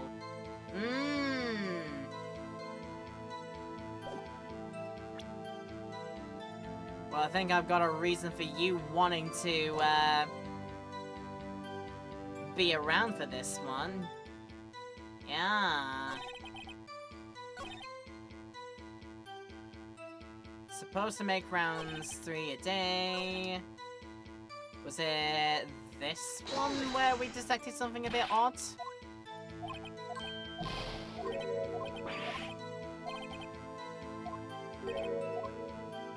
Oh no, it just makes a comment and think, oh, that's where it just says, I look forward to your salary evaluation in a couple of weeks.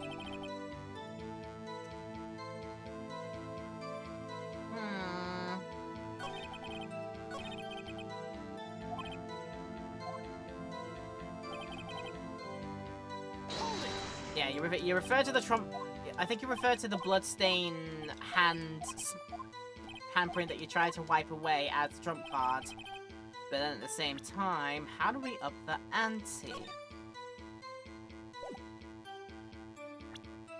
Not with that.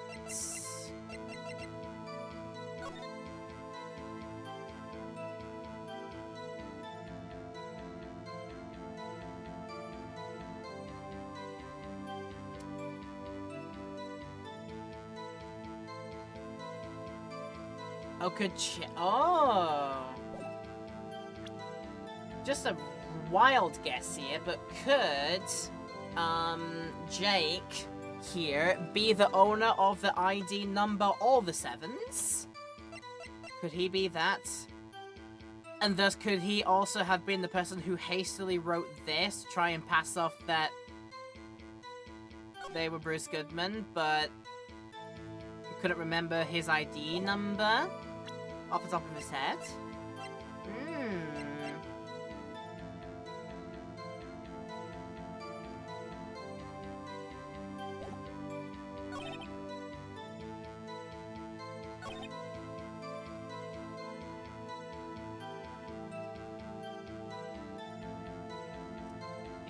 fair point, fair point.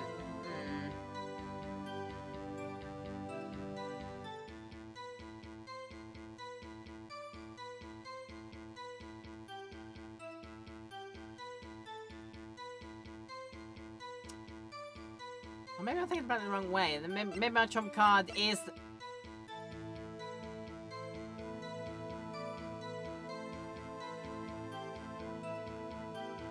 You was at street something and went down, but we can...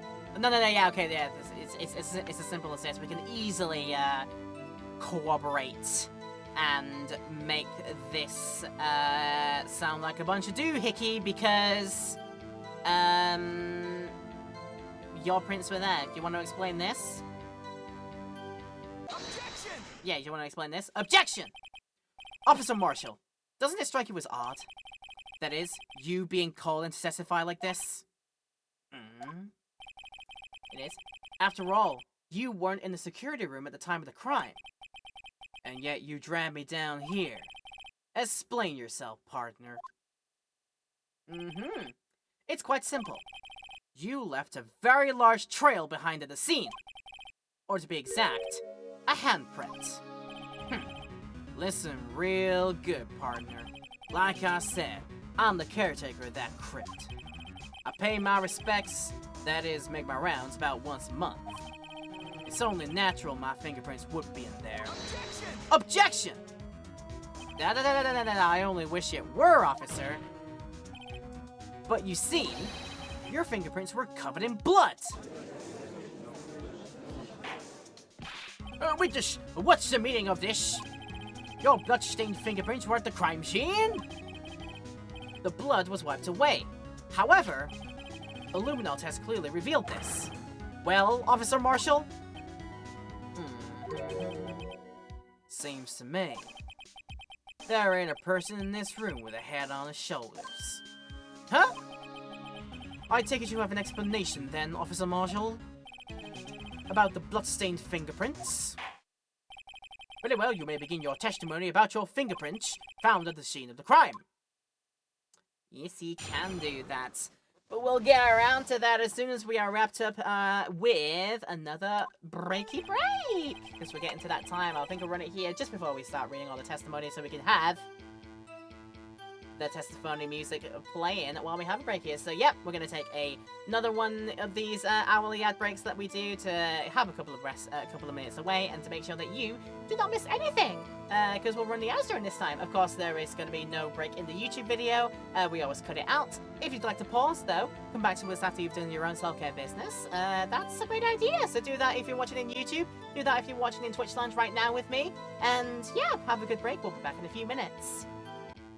There we are, we're clicked in, we are settled after the break, and we're ready to do some more. Welcome back, everyone!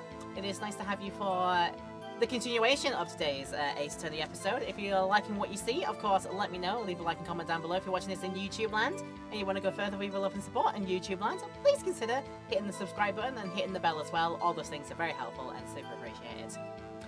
When we left off, we're about to listen to some more of Texas Lone Ranger wannabe talking about why he's so bad at his job and why he's so bad at lying about the fact he never went into the evidence room at the time of the incident taking place because we found his bloodstained handprints on there. You want to talk more about that then, my dude? Like I said, it's only natural for my fingerprints to be in that evidence room. One of them just happened to be at the same place as the bloodstained handprint.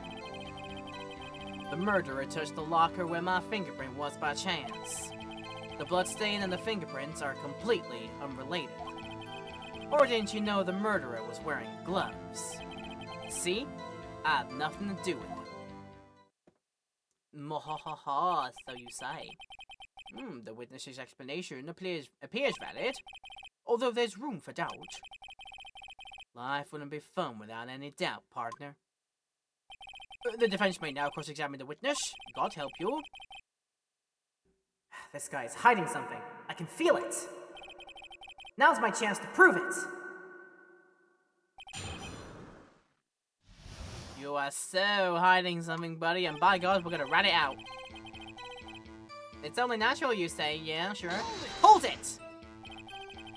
That's because you... how would you put it? Pay your respects once a month? Yep, that's right. That and one more thing. That locker happens to be mine. What you mean? I mean what I said. That's the locker I used when I was a detective. The locker I still use. All that's in there now, though, is a heap of broken dreams. I see. It'd be strange if my prints weren't all over that locker. Apparently, his fingerprint data was never removed from that locker's programming. He must have been using the fingerprint lock all this time without ever knowing it.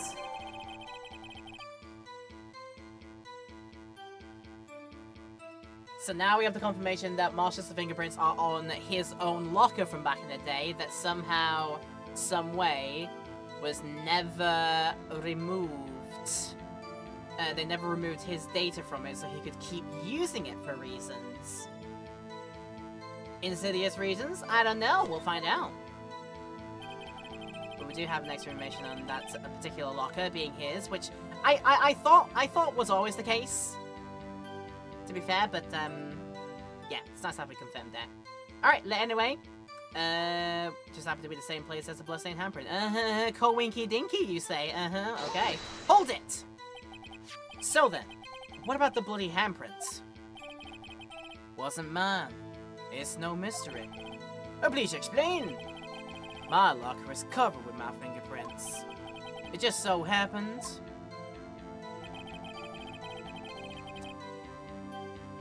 the murderer touched the locker where my fingerprint was by chance. That is a 1 in a godly big number chance, my dudes. To get it exactly, to get a fingerprint exactly in the right position and angle like that, that is a 1 in a very big number chance. Not theoretically impossible, but again, it's a 1 in the big number chance, my dude. Are you seriously claiming that? Okay, then. Hold it!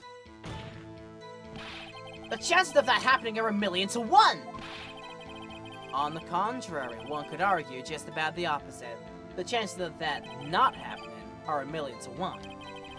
Get one thing straight, partner. You ain't gonna get no reward from me with a mere fingerprint. You wanna know why?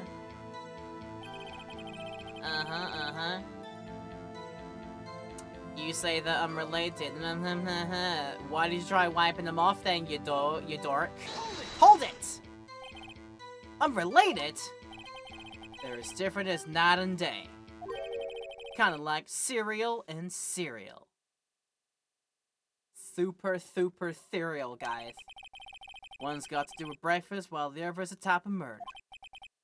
He's right, although seemingly alike, they are totally different. Yeah, I don't see what homonyms have to do with this. Why is this suddenly become an English language lesson? I hated English. The murderer was wearing gloves. Yeah, sure. Hold it! How do you know that?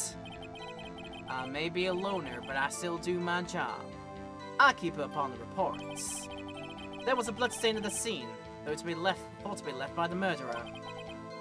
Oh, that's right! It was found on Detective Gumshoe's locker. However, no fingerprints were detected on that handprint. Oh yeah, I think we tried that too. So that would mean the murderer, wearing gloves, happened to place their hand on top of Officer Marshall's fingerprint. That's the only logical conclusion. Are you starting to get the picture, partner? The picture? This seal of blood in the desert is just food for the buzzards. Duh? There's only one reality, and that's this. The security tape? So long as my trail isn't in there, you can't say otherwise. This isn't getting us anywhere, Mr. Wright. Please consider carefully where you're going with this cross-examination. Yes, Your Honor. Now then, continue your testimony, Officer Marshall. Wow, I'm being told off for not picking out where the fault is. Too bad the video... Too bad it wasn't... Oh, wait. Too bad it wasn't me in that video, right, partner? Oh, we didn't get this to testify to cross examine before, but now we can. Hold it! What do you mean by that? You want to tie me to this crime, isn't that right, partner? If so, that video is the only direct evidence you have. Objection! But that video was next to useless! It's full of blind spots! Blind spots? Places you can't see! The camera's panning back and forth. The floor isn't shown. If someone was familiar with the camera's position, they could leave the room without being caught on tape. Objection! We don't have time for your speculations, Mr. Wright. Well, Mr. Wright, if you're going to show us evidence in this video that indicates Officer Marshall was present, please do so now. Yeah, I think we can. Yeah, I think we can. Oh yeah, I think we definitely can. We can show the evidence in the video. Very well. Allow me to point out your mistake, Officer Marshall. Tread carefully, Mr. Wright, or you might wind up being the one making the mistake. I'm the one making the mistake reading Edgeworth's lines. Don't worry about it. Now then, let's have another look at the video. Show us this incriminating evidence of the witness, Officer Jake Marshall.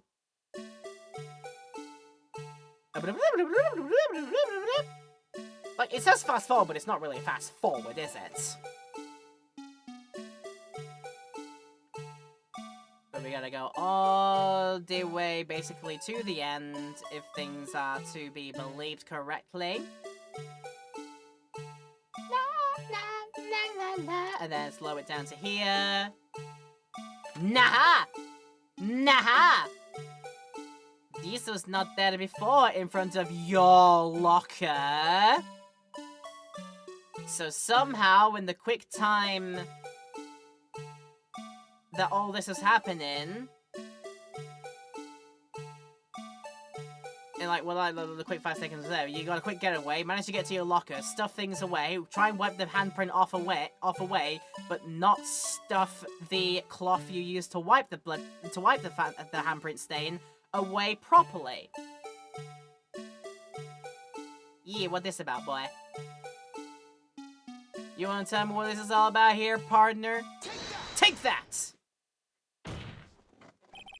Bringing our attention back to the security camera is a mistake I'm afraid you'll soon not forget, Officer Marshall.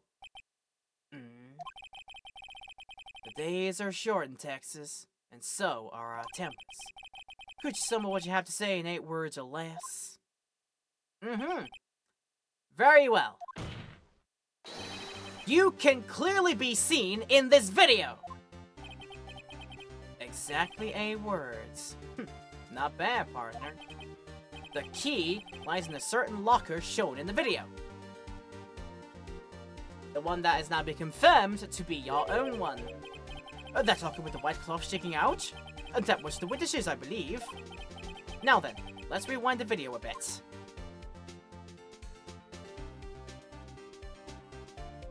Oh, why couldn't you do this a bit quicker?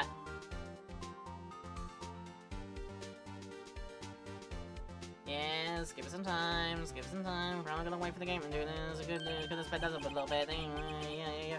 Oh, the white cloth, it's gone. What's the meaning of this, Officer Marshall? When the crime took place, the white cloth wasn't there. Then, it suddenly appeared. There's only one explanation. Officer Marshall, you were in the evidence room at the time of the crime. What's more, you opened your locker when the camera was turned away. Got you there, ding dong. Order, hold your horses. Sorry, partner, but you got the wrong man.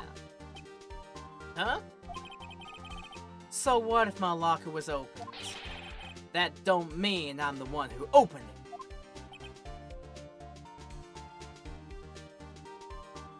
But your data is still apparently saved on it. So unless someone was able to somehow copy your fingerprint data exactly, like, you know, like laser burn it or something, however you manage to copy doing that kind of thing nowadays, or in this game's timeline nowadays,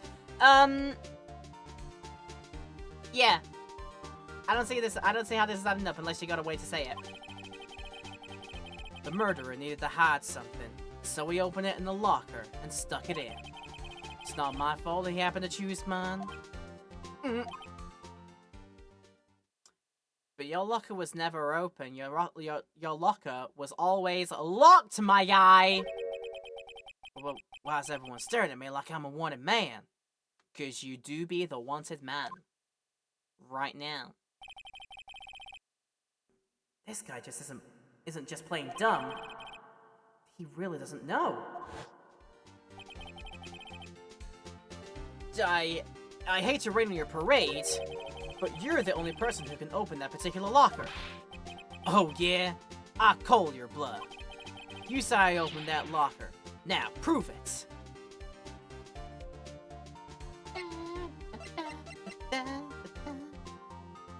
Only the assigned detective's print can unlock it. Indicate the lamp's light up when it is open. If we were to look at the thing again, it is that I did not see the lights ever open while the camera was on it. So... Unless there's something else in particular. Just gonna have a look-see-see. Oh, I got no chance to save here. Okay, I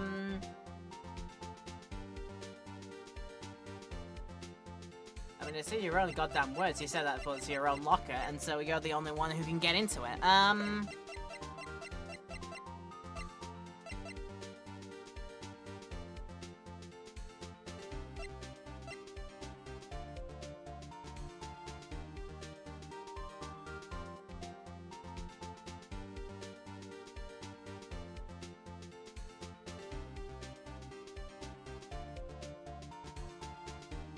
It's gonna be either way.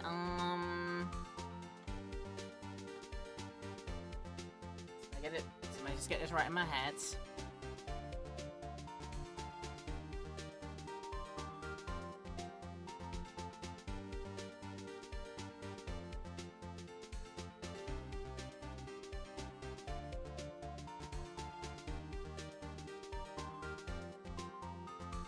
It's just a general system itself. Yeah, the assigned detective's prints. And you said that was your own locker. Surely, yeah, surely. It's the mechanism itself.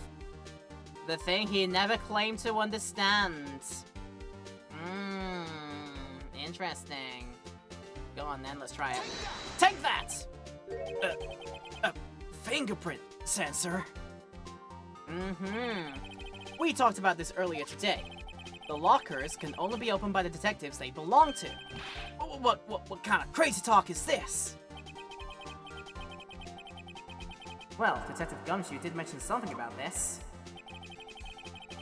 In any case, the locks ain't that obvious. There are even some people on the force that don't know about the fingerprint locks. Including this one Lone Ranger here. So, Sheriff, what do you have to say in 8 words or less?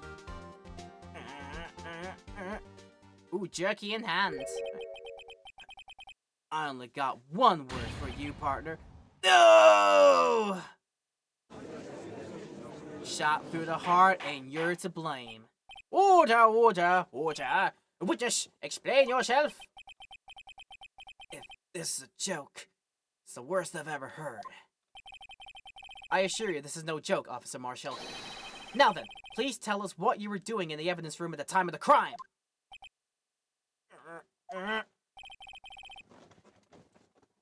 Why the hell is Judge saying Ole? Okay, but Ole, please answer the question.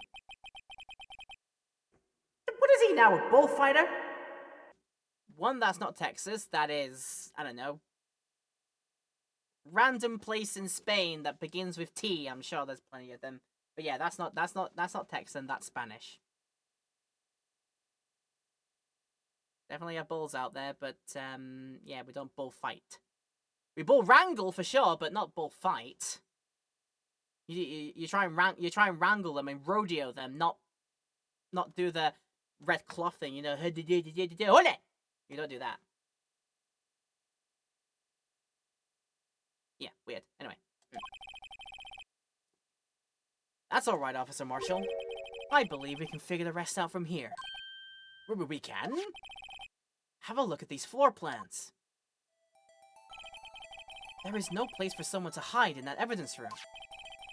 Yet, Officer Meekins didn't see Officer Marshall. If that's so, then where was the witness? It seems Mr. Wright has an answer. Aha, that's right. The only possible conclusion. Well then, let's hear it. Where was Officer Marshall at the time of the crime?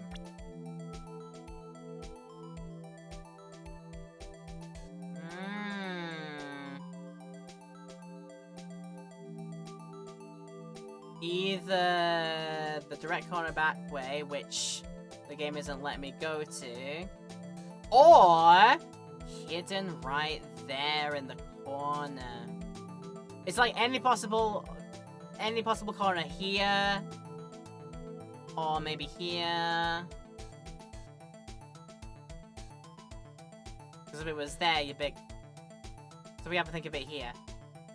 Location of security camera is ran about this area here, and it only pans so far as to catch, like, the locker just in the room there. We imagine that here is where the camera's view ends from that angle.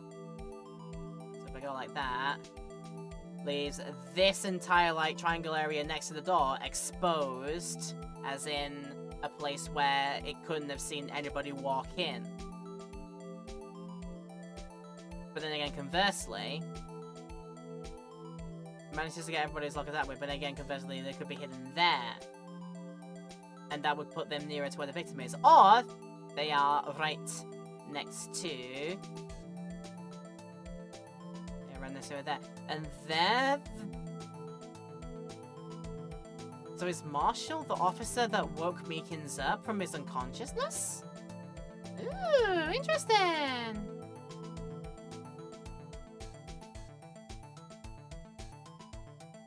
Gotta be certain about this though. It's like one of those corners where the camera can't see. But is it behind the wall or is it literally next to the entrance?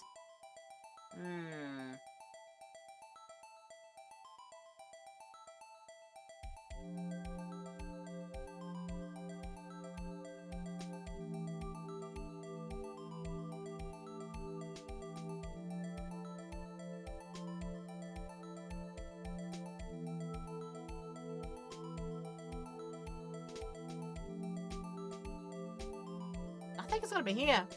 I'm gonna try here. Take that! Officer Marshall was standing right here! So Officer Meekins didn't notice him standing there. That's almost as credible as Meekins' warp theory. The chamber's empty, Carter. Better reload. Oh, now they're getting up on me! Perhaps you should think a little more about where Officer Marshall was. Officer Meekins should have seen him in the evidence room. That means the only place he could have been would be...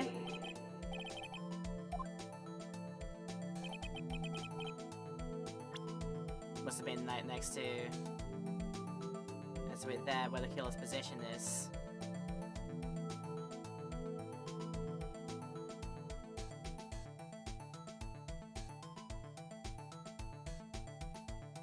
Like, waiting, lurking in the shadows. Is that right? I'm sure? Or waiting in this corner up here for him to...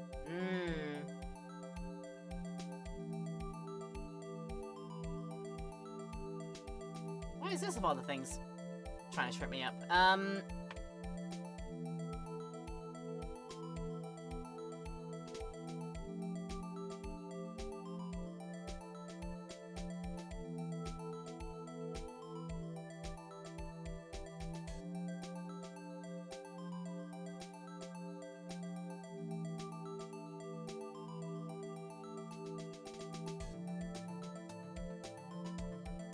random places until I actually get it right, but, yes. Could be behind there. I'm gonna hit random places until I actually get it soon. Okay, that's clearly not right.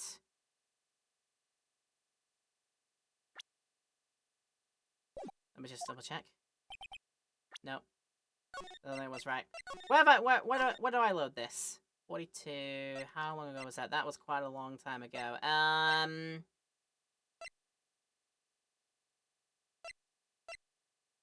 Right, if I just run through it quickly again from this point, so, yeah, get the evidence. Oh, which means I gotta do all this again. Okay, right, fine. I've made a boo-boo. Nope, don't pause that. Right, this was a ways back, so just bear with. Just bear with. Bear with.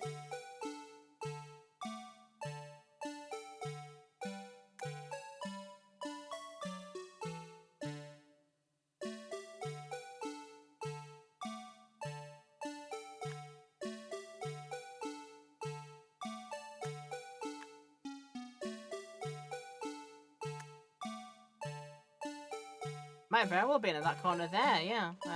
Okay.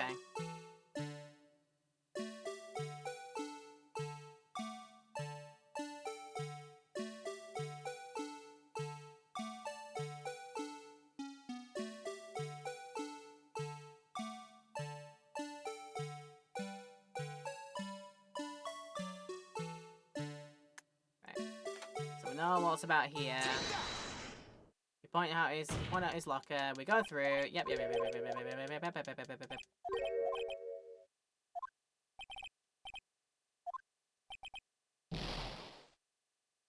No, I picked the locker door instead of the cloth itself, so that's what I. Okay, shoot. All right, let's try that again. We'll get it done. We'll get it done soon. Right, we show the evidence. In fact, I could hit autoplay, but at the same time.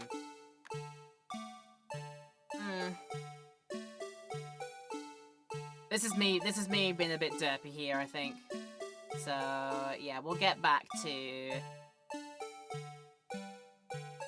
We will get back to where we left off, don't worry about it, and I'll find a decent place to save and be, better equipped to go back and do this all again if I need to. So, right, we pause, and it is the cloth specifically that we need, I'm pretty sure. Yes, it is. So, boom. The cloth right there, and that should be right. Yep, we got that right. Cool. Moving all on, moving all on, moving all on, moving all on, moving all on, moving all on. But then this we gotta go through.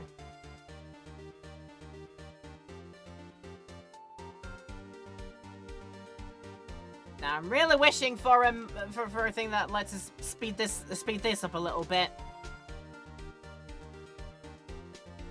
I am almost certain you didn't need it to be that slow, yeah. You did that, you did all that there. You hold your passes. This is the point where it says it doesn't know how you managed to open this thing. You called. The bluff is the fact that the locker has the fingerprint detection technology in it. And that's how we catch you out with that.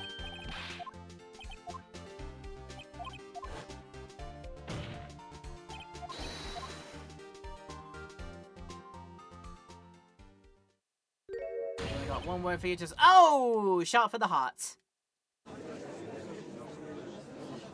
yeah, just gotta find a decent pointer. It's a joke.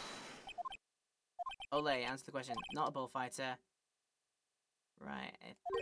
I believe we can figure out the rest out from here.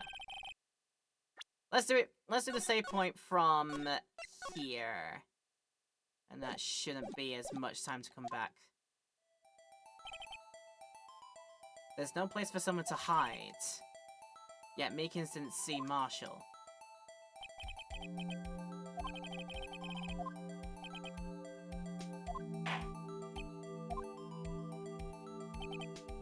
Right. Now we're guessing. The only overexposed corner where the camera didn't see would be in this corner here. Let's have a go.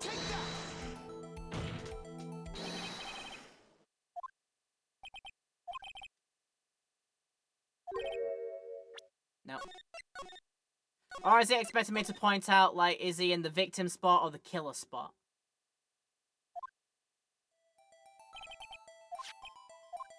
I'm really not certain, like, what this game expects me to do. Do I have to point it out, like, you were there in the killer spot? I can only see him. So were you there instead? I don't get what you want from me, video game.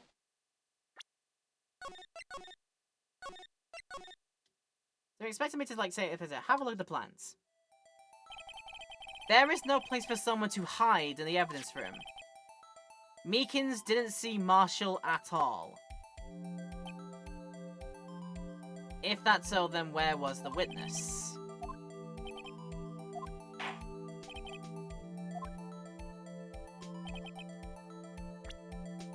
Was not generally in said corner there, was not generally in the corner here, was not apparently in the corner here. The only other places that were... Where else was Meekins? Did Meekins have not seen him?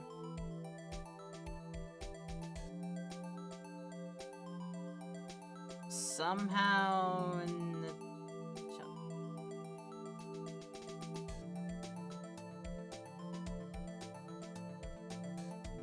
And definitely not in one of the lockers. That would be a bit preposterous.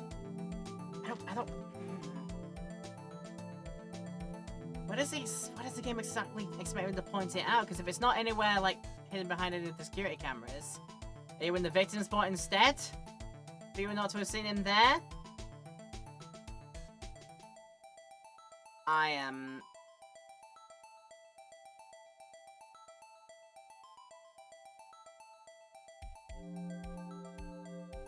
I'm very unsure of this right now.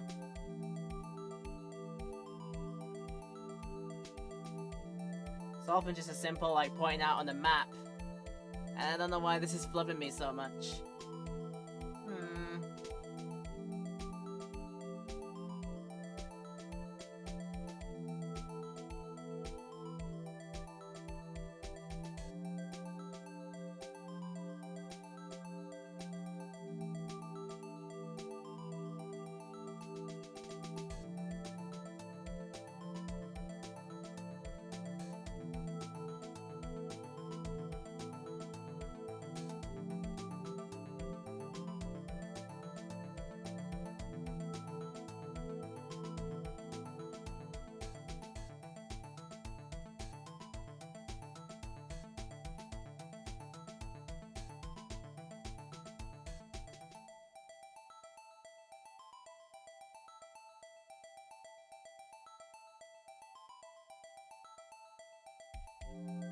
Theoretically could be there as well. Couldn't be right in the doorway because Meekins would have definitely seen him right in the doorway, but very easily could have been just went in the corner here or the corner there. It's like, I don't know where the game expects him to point out. Next to his own locker? Meekins didn't notice him standing right there. So where would Meekins have not noticed?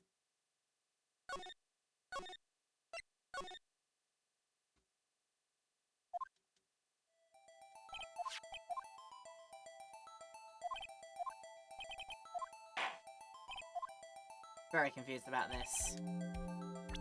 So my hand with all the equipment that's here, like the fishing rod and the hook and such, could have been there. Let's have a go. Somehow.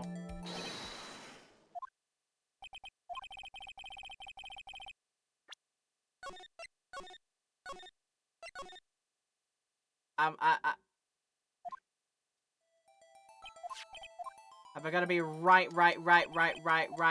in the corner?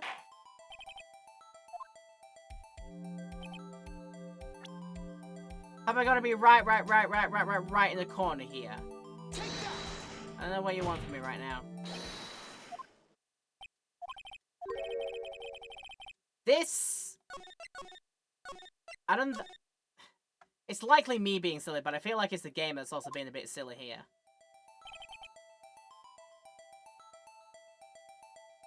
No place for someone to hide in the room.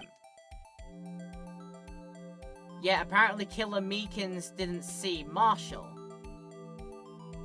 So he's in the K spot there. So Meekins is in the K spot, right? Let's try and be methodical. Meekins is in the K spot, somehow not even able to see. So Right to the side of that.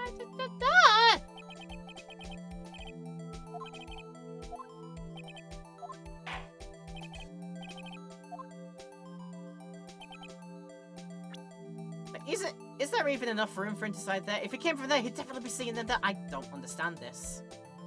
Or hiding right behind the locker there.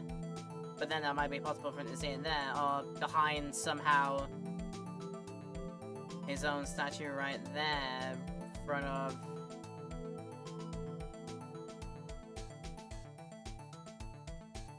Where he somehow managed to get the other... Where the other patch of blood that was found, so it could have very easily been... Hang on a mo. Maybe it makes more sense than I thought.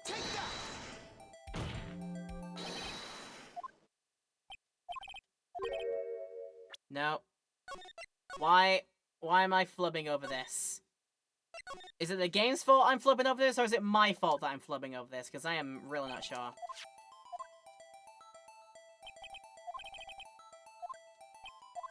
I'm desperate to try and figure this out for my own before resorting to the autoplay and letting the game do it for me, which I can do, and I will resort to it if I have literally no other choice here. But yeah, I'd like to try and figure this out for my own reason. The reason here is this. This is very weirdly answers it. So, because it means if Meekins is walking all the way through and doing that at the time of the crime, was he directly behind him then? Somehow Meekins wasn't able to see him there? Was he directly behind? Somehow? Right there. This...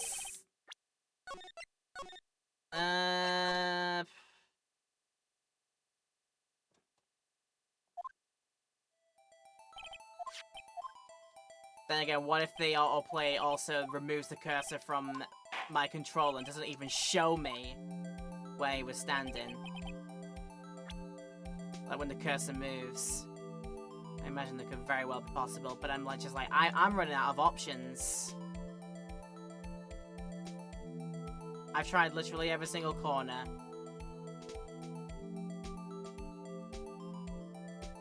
Would have seen it right there. It's just, to the side? To the side of his spot this way? This is gonna be my last ditch attempt before I then figure out like it's time to stand it right there, and that is as credible as the warp theory. Again, am I silly? I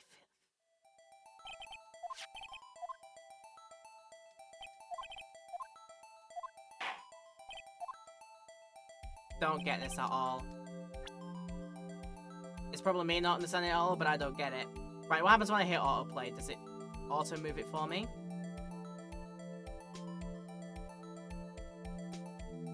Press that one I gotta press instead. Autoplay, there we go. You gonna press it for me? No? Oh what, autoplay doesn't solve this puzzle for me? Unless I just click anywhere? Let's try.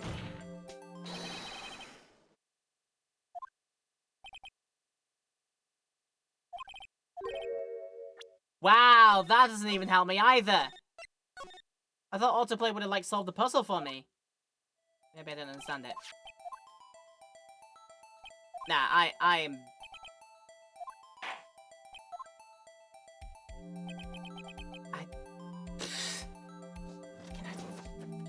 I don't know what. That space too small to be hiding in. That's too small to be hiding in. But literally everywhere else could have seen in that either this. Nah, not making sense to me. I'm sorry. Not making sense to me at all. I'm gonna have to get a solution. I give in on this one because I am at a loss.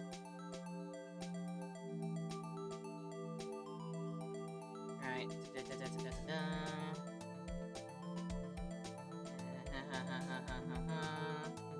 Yep, I can spell. Rise.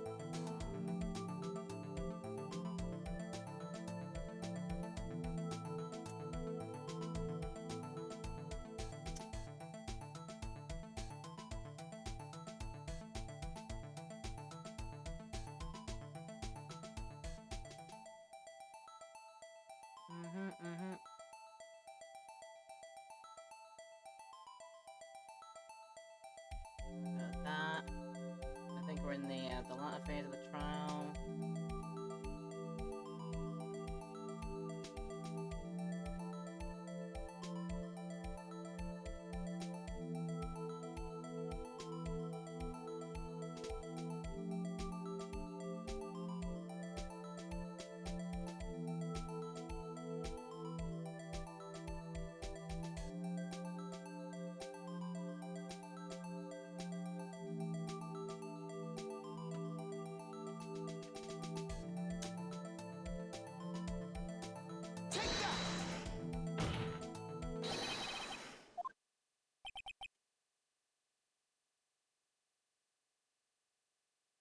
I'm gonna need to go back on the record of that one. Did I not already point out?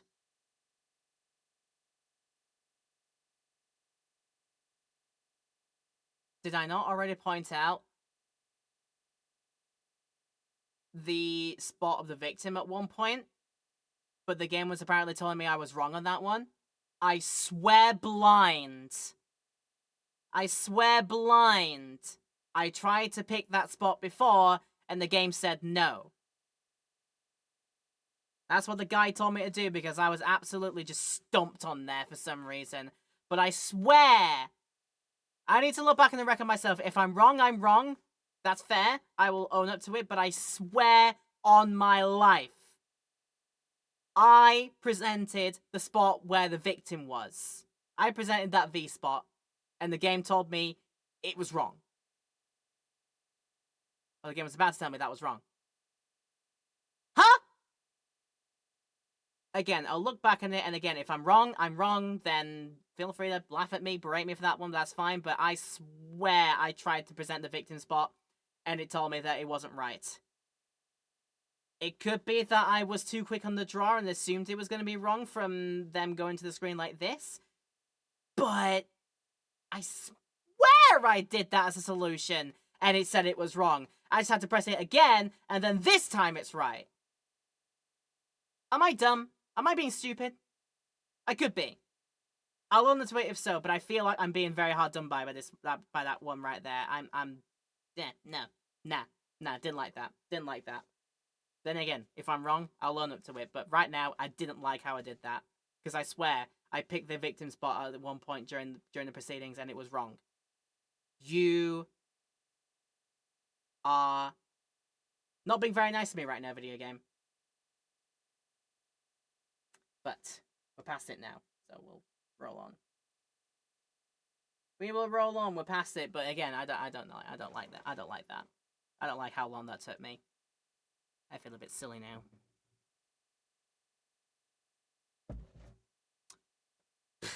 Anyway, let's go. But that's where the victim, Detective Goodman, was. Correct. Unless the man wasn't Detective Goodman. I believe the victim in this video is Officer Marshall. It was you, dressed up like Detective Goodman. Objection! But that's preposterous. Officer Meekins witnessed a detective at the crime scene. Once he saw the man's face, he'd know for sure. Objection!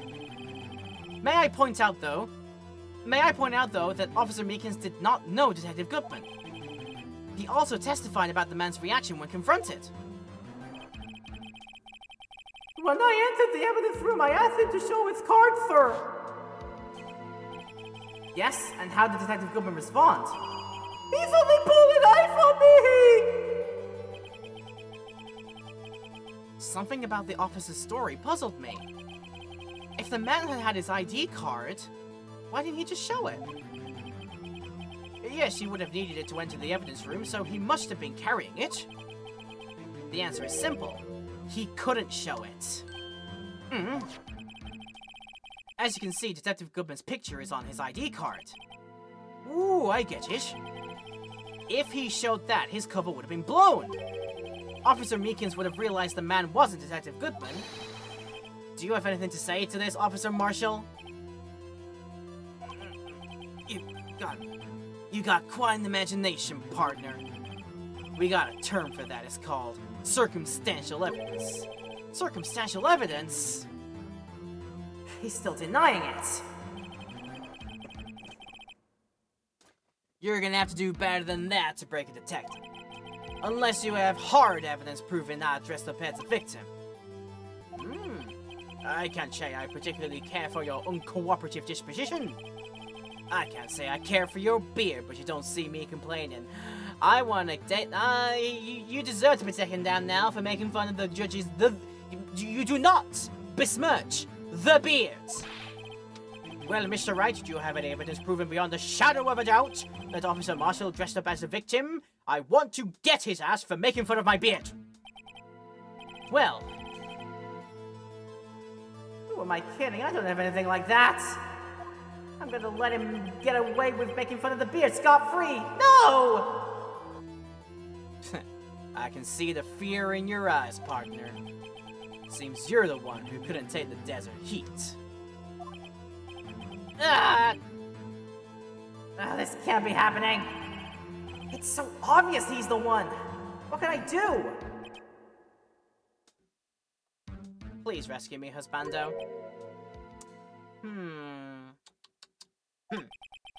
It looks like your lack of experience has finally been exposed. Huh? I'll pass on to you what someone told me when I was just starting out. When you've run into a wall with no place to go, return to the basics. The basics? For me, that would be what Mia used to tell me. Phoenix, try thinking outside the box. I shouldn't look for proof that Officer Marshall was in disguise. But rather, I should look for evidence that came about because he was in disguise. There's the tabling of the turns. Why do you think this locker was opened in the first place? Well, what do you mean? There's no reason for Officer Marshall to open his locker at the time of the crime.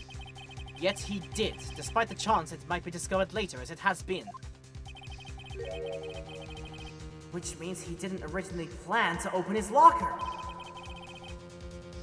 According to the defense's argument, Officer Jake Marshall dressed up as Detective Goodman at the time of the crime. Then, after the crime was committed, quote marks, he opened his own locker for some unknown reason. The fact that a white cloth is sticking out of the locker seems to indicate that he opened it in order to put the cloth inside. So, just what exactly is this piece of cloth? Perhaps the video is the key to all our unanswered questions. I don't have any evidence, so this video is my only shot. Very well, let's take yet another look at the security tape. After committing the crime, the witness opened the locker to put away the white cloth. These show us why the witness had to open his locker. Okay. Third time's a charm. I'm looking for what in particular? Maybe we can fast forward this. I think obviously there. Don't see that yet.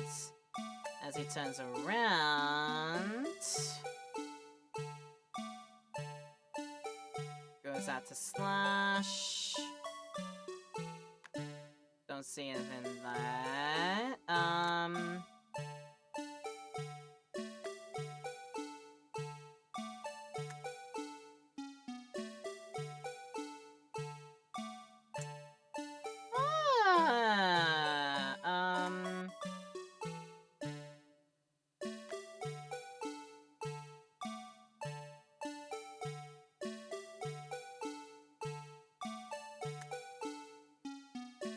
Let's get a look at all his codes. Goes on there.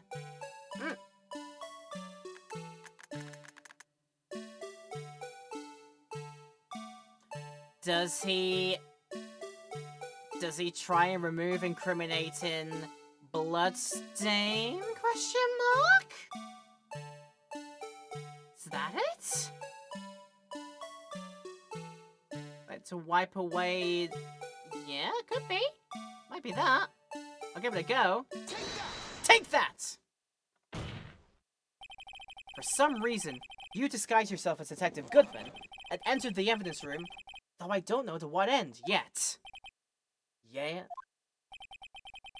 However, something unexpected happened. Officer Meekins barged in on you. When asked to show your ID card, you pulled a knife on him. However, Officer Meekins panicked, and the white coat you were wearing was soiled with blood. A bloody white coat? You couldn't just walk out like that, so you hid the coat in your locker. Not bad, partner. I reckon we got him that time. There we go. And now then, Officer Marshall, are you ready to tell us the truth?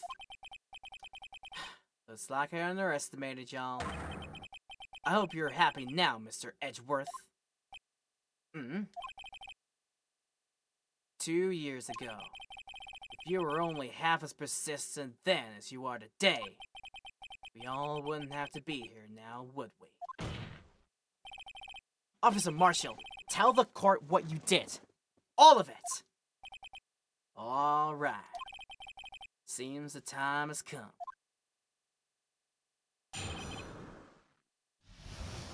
Oh, we gonna pick apart an actual confession this time. Oh goodness, okay. I had to do it that day. I couldn't just stand by and let it die. I stole the detective's ID and dressed like him.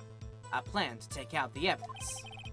I wasn't expecting Officer Meekins, so I knocked him out and managed to escape.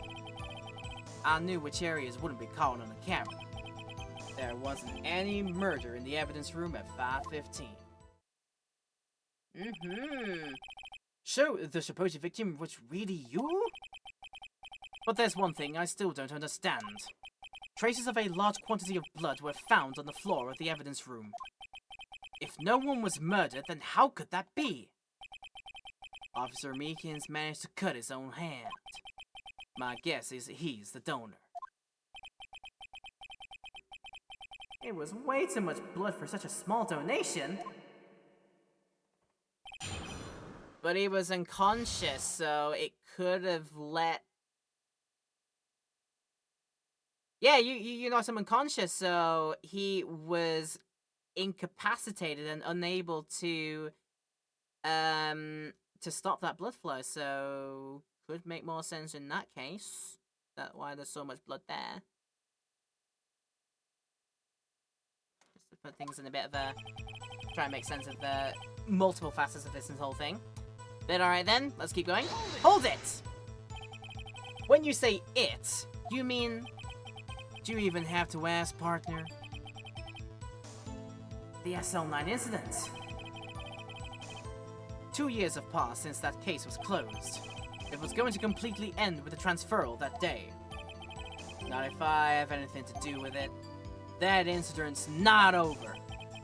But what did you hope to accomplish by sneaking into the evidence room? When a case is closed, only that case's lead detective can look through the evidence. I wanted to have a look at it myself one more time, no matter what the cost. I don't care what anyone says, partner, that case is mine. But Officer Marshall wasn't in charge of that investigation. Why does he care so much about it? That day was my last chance, so that's why... You plan to take out the evidence dressed like the man with his ID. Okay. Hold it! Why did you disguise yourself as Detective Goodman? If I didn't make it look like Goodman was carrying out the evidence transferal, I'd be arrested for stealing evidence, which wouldn't get me anywhere. So you did it to fool the security camera? And the detective's ID card? I stole that the morning of the incident. So that really was why Goodman started filing out that lost item report. And for some reason couldn't remember his own number. Okay, that makes more sense. Yeah, I see. When I returned his ID card, I left it on the floor in the prosecutor's office parking lot. The ID card I found was left there by Officer Marshall. So essentially, you managed to succeed despite your lack of foresight. What do you mean, partner? I mean the fingerprint-activated lock, of course. No matter how well you disguise yourself, you can't change your fingerprints. Under normal circumstances, you wouldn't have been able to open that locker yourself. But he could because of a rubber glove just happened to get stuck in the door. That means Detective Goodman must have opened the locker before Officer Marshall. Oh ho ho ho! Well then. You weren't expecting Meekins, to be fair. You weren't expect. Nobody expects Hatsune Meekins. Hold it! You pulled a knife on Officer Meekins and tried to drive him off? Let's just say I was a little surprised. I only planned on being in the evidence room for no more than 5 minutes. I didn't think anyone would actually come in during that short time. Officer Meekins certainly one in a million kind of person. Mistaking a detective for an intruder and demanding to be shown his ID. I'll have to think a little more about his raise this year. When did Edgeworth get so much influence? He controls all the wages of all the people. Anyway, he threw himself at me and I ended up cutting him slightly. I'm sorry it had to turn out that way. With me knocking him out and everything. Oh, by the way, what happened to your knife? Oh, you mean this one? I don't know what to say. So you knocked Officer Meekins out and... You knocked him out like Jake Paul got knocked out by Anthony Joshua, which was a great moment in boxing history? Yes, I said it. Whoa, too far. And you managed to escape. You knew which area was going to be caught on camera, yeah, of course. Hold it! So you did your research beforehand. Those who go into the desert unprepared don't live long, partner. I didn't think it would make a difference, though. The security tape is erased every 6 hours. If all had gone as planned, no footage would have been left. However, you bloodied your coat in your struggle with Officer Meekins. If someone was in the security room when I came out, the jig would have been up. I opened my locker and stashed it in there. What was Officer Meekins doing at that time? What else? He was sleeping like a baby. So what you're saying is, on that day... There was no murder, there was only a deck to the face, apparently. Okay. Hold it! But the blood found at the scene certainly indicates a crime took place. What are you, blind? The victim shown on that tape is me, and I'm not dead yet, partner. So you stole the evidence from the locker? Actually, no, I didn't. Why not? When I opened the locker, the evidence was already gone. Oh, what? Mr. Edgeworth, where is that evidence? It's still missing, Your Honor. Detective Goodman's locker was already empty. Someone else stole the evidence. Officer Marshall, may I ask you one thing? Fire away, partner. It's a free country. Just remember, I'm also free to decide whether or not to answer. Why did you do this? Stealing a detective's ID, injuring a police officer. This is no small offense. Moreover, you're an officer yourself. This will have serious consequences. It can't just be forgiven with a simple cut in salary. Not that salary cuts are ever a valid solution either. Like I said. We'll find out what it is like he said after a quick intermission, because we're getting close to the ad break. So we'll do it quickly here. You know what to do. You know the drill for that by this point here. If you need to get a drink or snack during this break time, Twitch people, you go do that. YouTube people, there's no break and highlight. We always cut them out. If you want to go pause and come back to us after you've done some self-care business, so that's always a great idea to do. Make sure you're taking care of yourself, because this is a long video. I sincerely hope you still enjoyed it, despite my best efforts to the contrary, by not being able to figure out what the heck to do. But yeah, we'll be back and finishing off this little section when we come back in a few minutes. See you then. Right, we left our Lone Ranger partner right here, hanging on this, like I said, for too long. I guess we gotta figure out what it's like he said. So let's do it, shall we? This isn't your case. This one is mine. And I'll do anything it takes to get an answer I'm satisfied with. The witness has an unusual amount of zeal. Let's hear more. I can't just forget the SL9 incident. You know why? I mean, I think I have a pretty good idea. Yeah, I have a good idea why, but let us have him chew the scenery first, because we like our flavor text. But yeah, I've got an idea why. Hold it! But that case was solved 2 years ago, wasn't it? That's the reason the evidence was stored in the evidence room. Joe Dark was convicted for his crimes. One thing I can say for sure is he deserved his sentence. I remember the Joe Dark case. It involved serial murders, didn't it? I don't intend to complain about how it turned out, but there's something that still bothers me. Something went down at that trial. Something no one will talk about. What happened? I don't know. That's what I'm trying to find out. Why is he so concerned with that incident? Maybe I should present him with what I think his real reason is. I had a feeling we'd wind up here sooner or later. Everyone involved here is related to this in some way to that case. I better take another look at the files. Yeah, if it wasn't obvious by now what we're gonna do. So we got it there. Presentation time! Let's we check it again. One Neil Marshall is a victim. Related to Jake Marshall? It's more likely than you think. Objection! Officer Marshall, I think I understand. I think I know why you care so much about the SL9 incident. Sounds like you've been sipping too much cactus juice, partner. No, I have plenty of aloe vera. I use it in my hand cream. Don't worry about it. But I have the SL9 incident file here. The name Marshall is mentioned in here. Ugh. In a list of murder victims. Neil Marshall. Are you related to this man? Neil Marshall? Yeah. I'm sure you've heard the name. 2 years ago, he received the same lousy prosecutor award you got. What? A prosecutor? He must be talking about the King of Prosecutors Award. Oh, now I remember. Prosecutor Neil Marshall.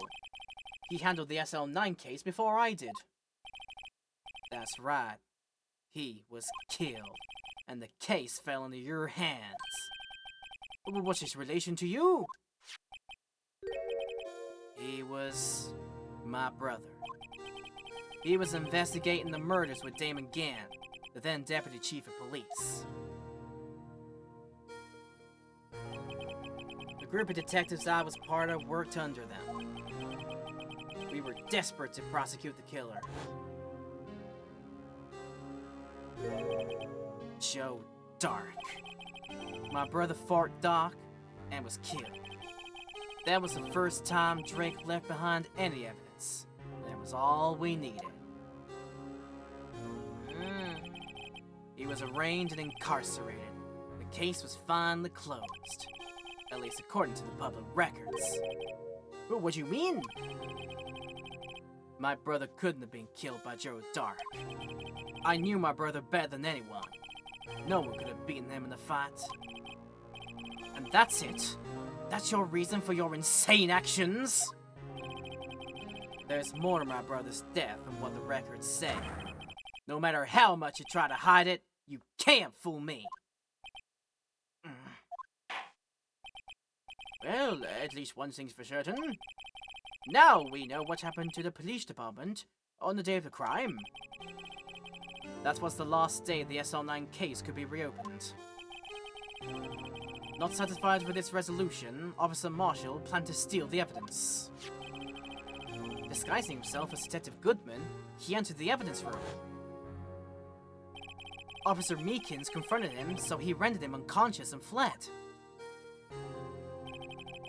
Yes, this mystery has finally been cleared up. No murder took place at the police department that day. Huh? The things that happen by chance never cease to amaze. At exactly the same time as the murder at the prosecutor's office, this fake murder was going on at the police department.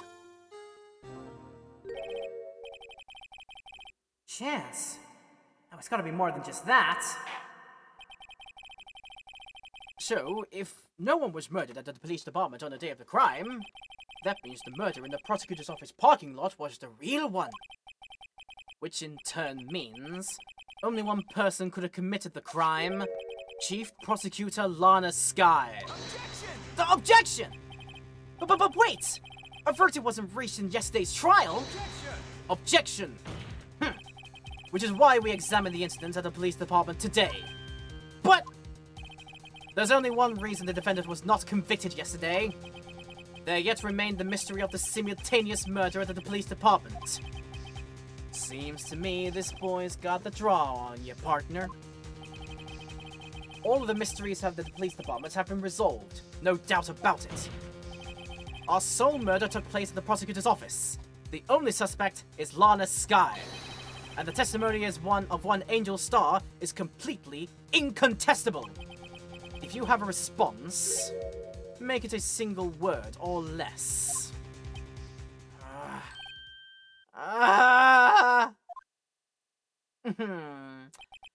I rest my case.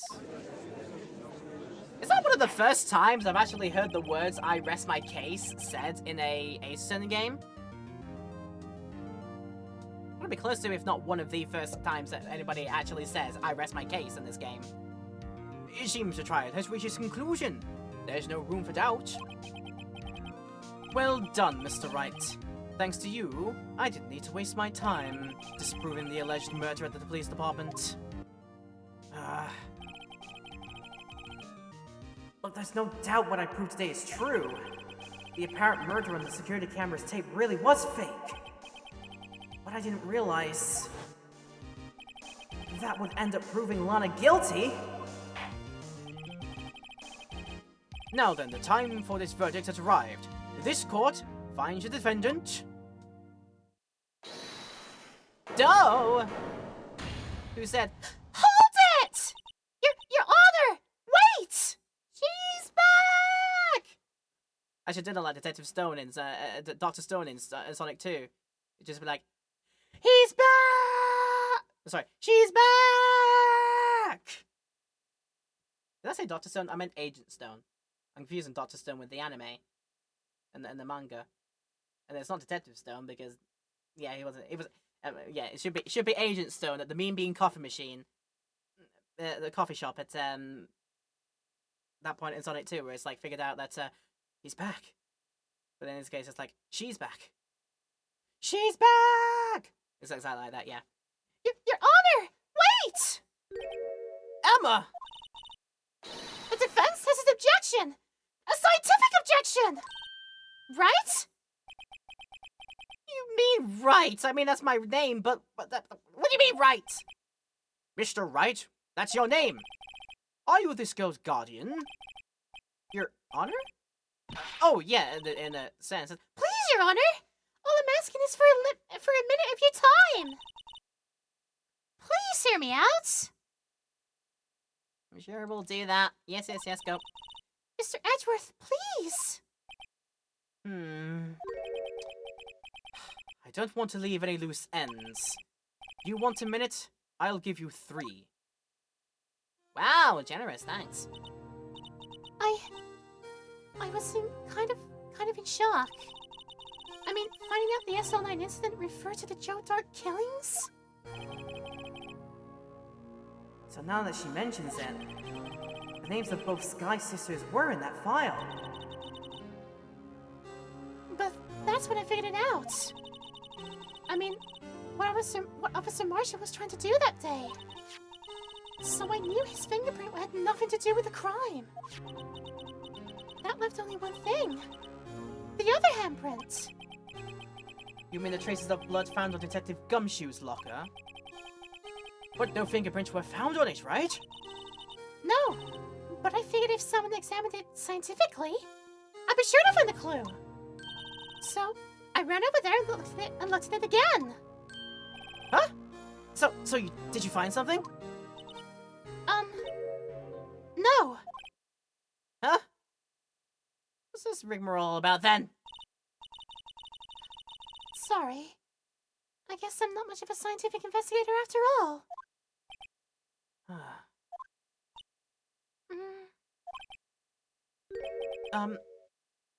Is that all? Please don't be mad. I'm just a high school student. And I'm just an attorney. But Mr. Wright, those traces of blood are the only clue we have. If we can't find something wrong with them... Please, Mr. Wright. You're a professional.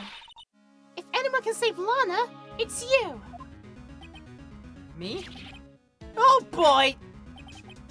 Time's up. Now then, Mr. Wright. With regard to the incident at the police department, does any reasonable doubt remain? It appears the defense is troubled by the other blood mark. Looking at the floor plans, a handprint was discovered around here. Is there a problem with this? Mr. Wright, I'm sorry I can't be of more use. But still, if you can't find anything wrong with that blood mark, Lana will be... Please answer my question, Mr. Wright. We don't have all day. Yes, Your Honor. If ever I need to concentrate, it's now. What could be wrong with that handprint on Detective Gumshoe's locker? I'm gonna take my time to save at this point, just in case I'm then not allowed to go back on the bit. Moving on. There we go. Could there be something I'm missing? I mean, I'll figure it out along the way, but it always turns out at this point here, you never say, let's wait it and see. You never say, no, there's no problem. You never say, not my problem. You always say, objection! You always say it. This handprint left at the crime scene clearly shows a contradiction. The only thing that seems clear is your grasping, Mr. Wright. You've been staring pretty intently at those floor plans. Tell me, is there a problem with them?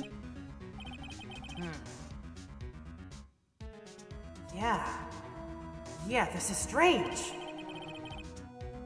Take a good look at these floor plans. Something is missing. Missing? You mean something that hasn't been drawn on there? Yes! Something that, when drawn, will completely change the meaning of the blood mark.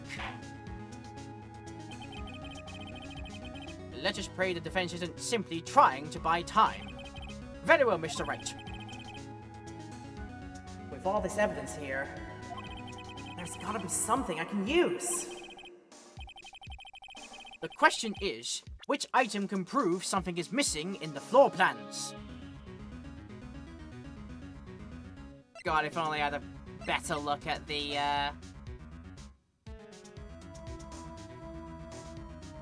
If only I got a better look at the, Or if only I could, yeah, like I say, if only I could have a look. Take a look at the plans there.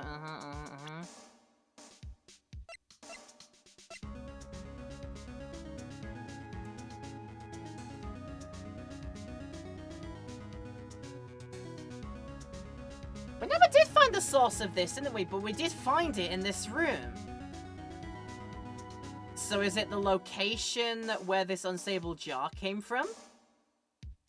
Because it's got the blood splatters on it. Did we ever identify whose blood they belong to? There's a trace of old blood in this jar. this was evidence in the SL9 incident. The blood must be from back then. And it relates to SL9, so... I reckon that might be it.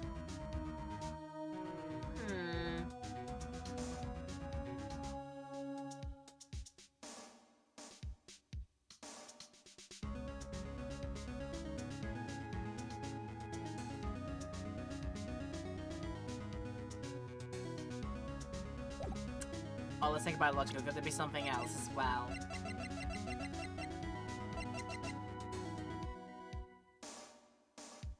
Allegedly dancing in the evidence room at the time of the murder in the police department, that wasn't actually a murder.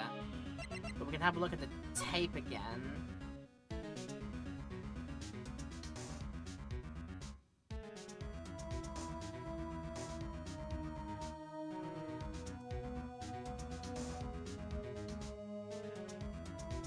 I mean, it's all very conveniently in front of Gumshoe's locker where we found the bloodstain originally.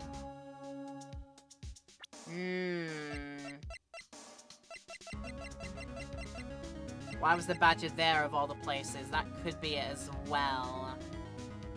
I'ma go for badger first. Take that! Huh, what about that piece of plywood? The Blue Badger! Mascot of the police force! Defender of truth, guardian of proof. Explain yourself, Mr. Wright. I don't have time for your childish riddles. Please look at the floor plans of the crime scene. The Blue Badger is not here. So watch what happens when we put him in. This is where he was dancing at the time of the crime. Right in front of Gummy's locker. Well, what? That's right. So long as the Blue Badger is dancing there, it would be impossible to put a handprint on this spot on the locker. What? Very conveniently put there for what reason? Yeah. So that means... just what does it mean? It means it can't be done. What are you saying? The traces are undeniably found on that locker. Don't look at me, I didn't put it there. Mr. Wright, think it through scientifically. Emma! On that afternoon, Officer Meekins was the one who brought the Blue Badger into the evidence room, right? After we put it down, it would be impossible to leave a handprint on that locker. Oh, so that must mean this blood mark was left there before the Blue Badger was brought in. Just one moment. I will not allow such far-fetched balderdash in my courtroom. They are words, Judge. Holy shit. It may sound far-fetched, Your Honor, but it's the only possible explanation. On February 21st, in the police department's evidence room, blood was spilled not once, but twice. But how? One time was captured on this tape, taken by the security camera. Officer Meekins cut his hand, from which a trivial amount of blood fell. The problem is, the other time.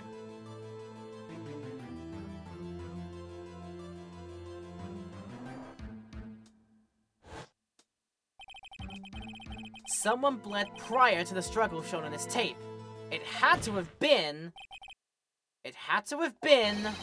Detective Goodman when he was really murdered. Objection! That's ridiculous. I refuse to accept your absurd claim. I can read. Objection! The murder portrayed by the security tape has been proven to be fake. However, that does not explain the blood mark found on the locker. Objection! So then, assuming this murder you purport really happened, when did it take place? I demand you show evidence that proves when it occurred. When did the first incident occur?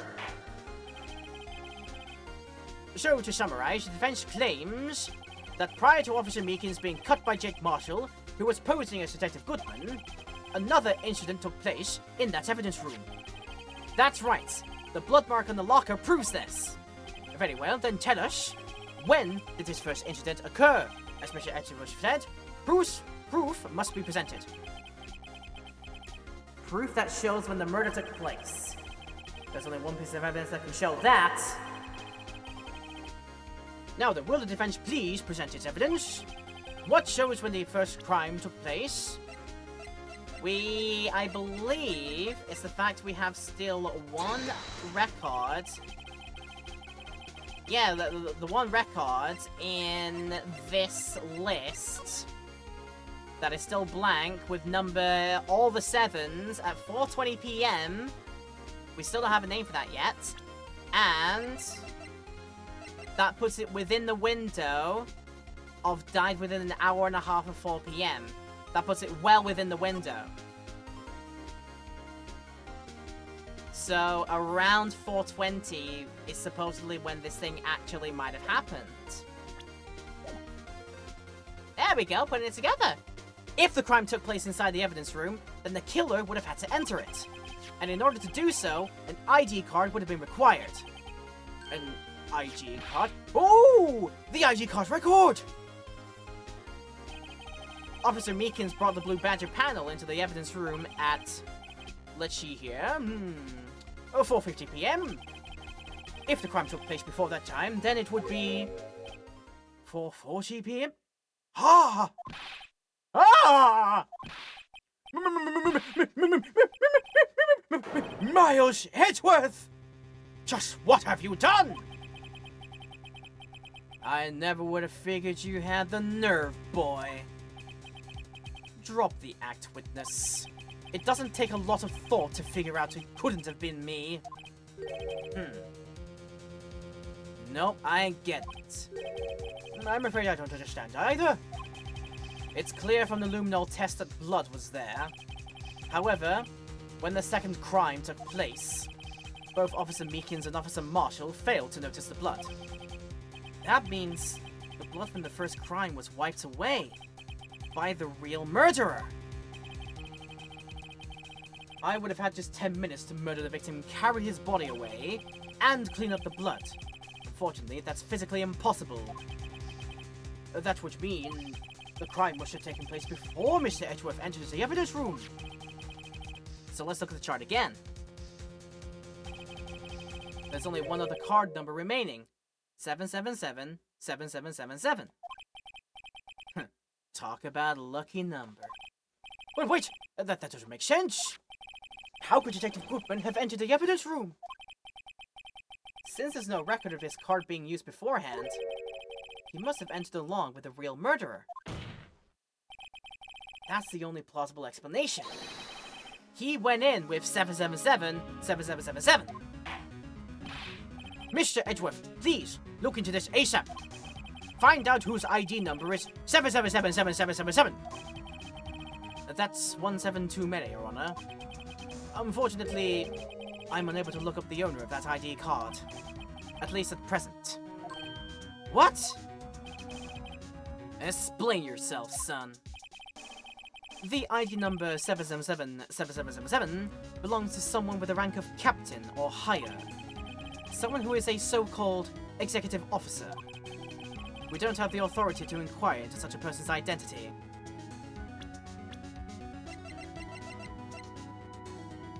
It's always somebody high up the chain. That's my theory. And I'm pretty solid on it, I think. Objection! But that's ridiculous. Just how... I'm not finished talking, Mr. Wright.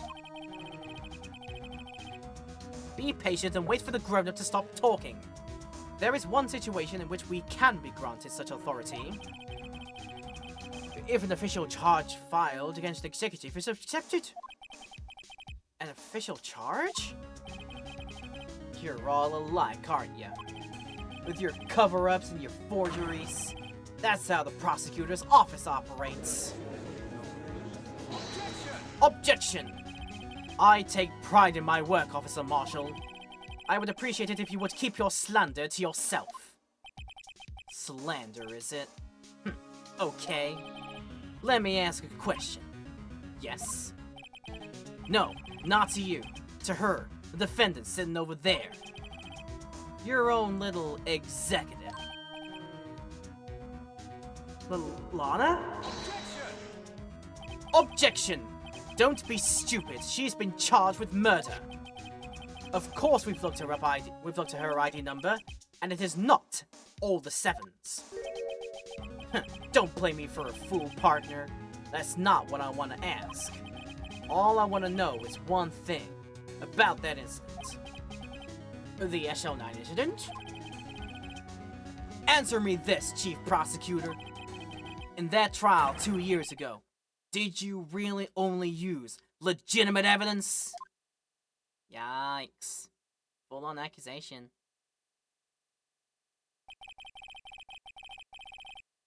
Do you need the witness to repeat his question, Chief Prosecutor? I heard him fine, Mr. Edgeworth. 2 years ago, I was in charge of the prosecution for that trial. At the time, Occasionally, we felt the powerlessness of the law. At least, I did. Huh? Lana! I became a prosecutor in order to suppress crime within the law. But before I realized it, we were the ones being suppressed by the law. Defendant, just what are you saying? I'll ask you again, Chief Prosecutor. During that trial 2 years ago, did you really present all the evidence in court? Can you look at me, an investigator in that crime, in the eye and say that you did? Chief Prosecutor, you didn't! I don't have to, Officer Marshall. Ugh!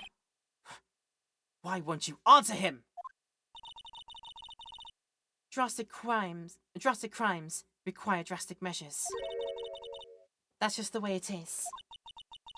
We did what we had to, in order for him to get the verdict he deserved. But Lana! Even if it involved forging evidence.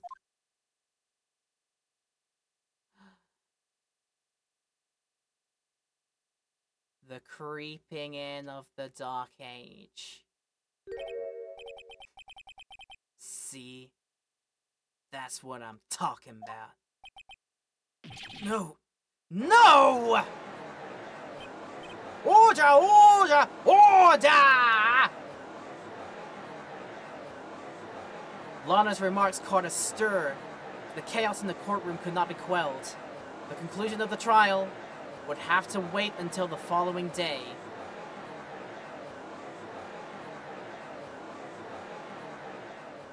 Silence! My god, that was actually kind of loud for rabble in the courtroom. Holy shoot. Right! Stumbled our way there, and we're finally at a point where we can close off today's episode. And here is where we get kicking off. So there we have the beginnings of the Dark Age, as I have been hearing about in this video game. Yeah, I'll have to keep it there. We'll have to do it with no music, unfortunately, because this bit is absolutely mute. But yeah! Good episode. Good episode. Very, very enjoyable. Apart from the one time where I was like, what does this game want me to do? So yeah, sorry about that particular bit in particular. I thought I was getting the right way with it, but yeah, it just turns out I got a bit confused. And again, it could have been absolutely on me, that one. But again, I feel like I was doing it right first time around, and the game just still said no to me, and I had to do it again for the game to eventually say, yeah, it was actually that one, we'll give you that time. So yeah, I'll look back on that. Maybe I was a bit foolish, a bit dumb, a bit stupid, but yeah. If I was, sorry about that. I'm sorry we're stuck for a long time on that one in particular. But we're good to go. We made it through another piece of trial day. It's like 1 day of investigation, 1 day of trial, 1 stream of investigation, 1 stream of trial. That's kind of how this episode is working out, really, and I'm happy with that. Hope you're all happy with it too, and have enjoyed today's very special episode.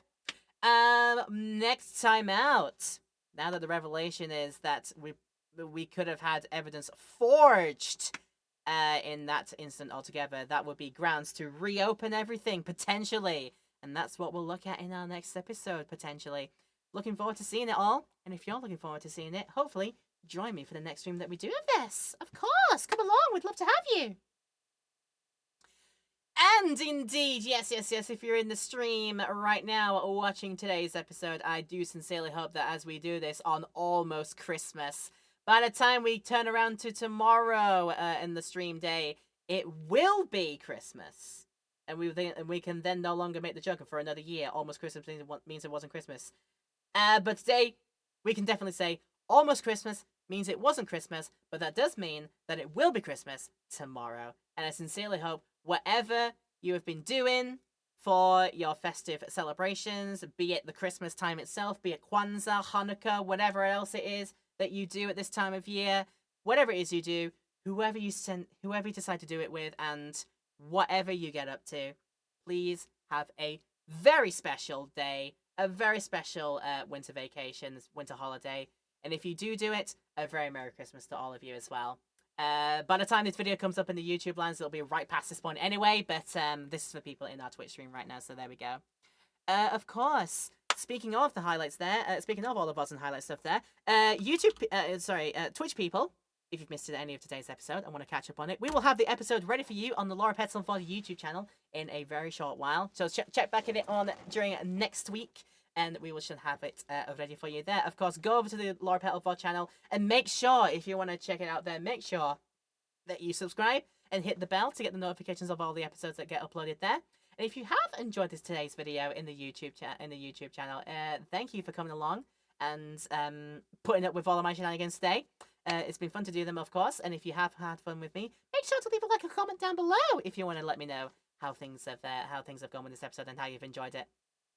Of course, make sure to check out the links in the description too if you need to check out where you can find me on my social links, my Discord invite link, and if you want to follow my Twitch stream there, you can check out all those links down there. Come on over to the Twitch stream. We'd love to have you at some point. We'll be welcoming with open arms for you, and hopefully you find something that you enjoy over here too. So yeah, check it all out there. We've got information everywhere, so find everything that you need through all the relevant places. But I do want to say again, thank you for enjoying today's episode of Ace Attorney on the day that is almost Christmas. But soon it will be Christmas. And whatever you get up to today, during this festive period, whatever you do, whoever you do it with, and wherever you go, do have a very Merry Christmas.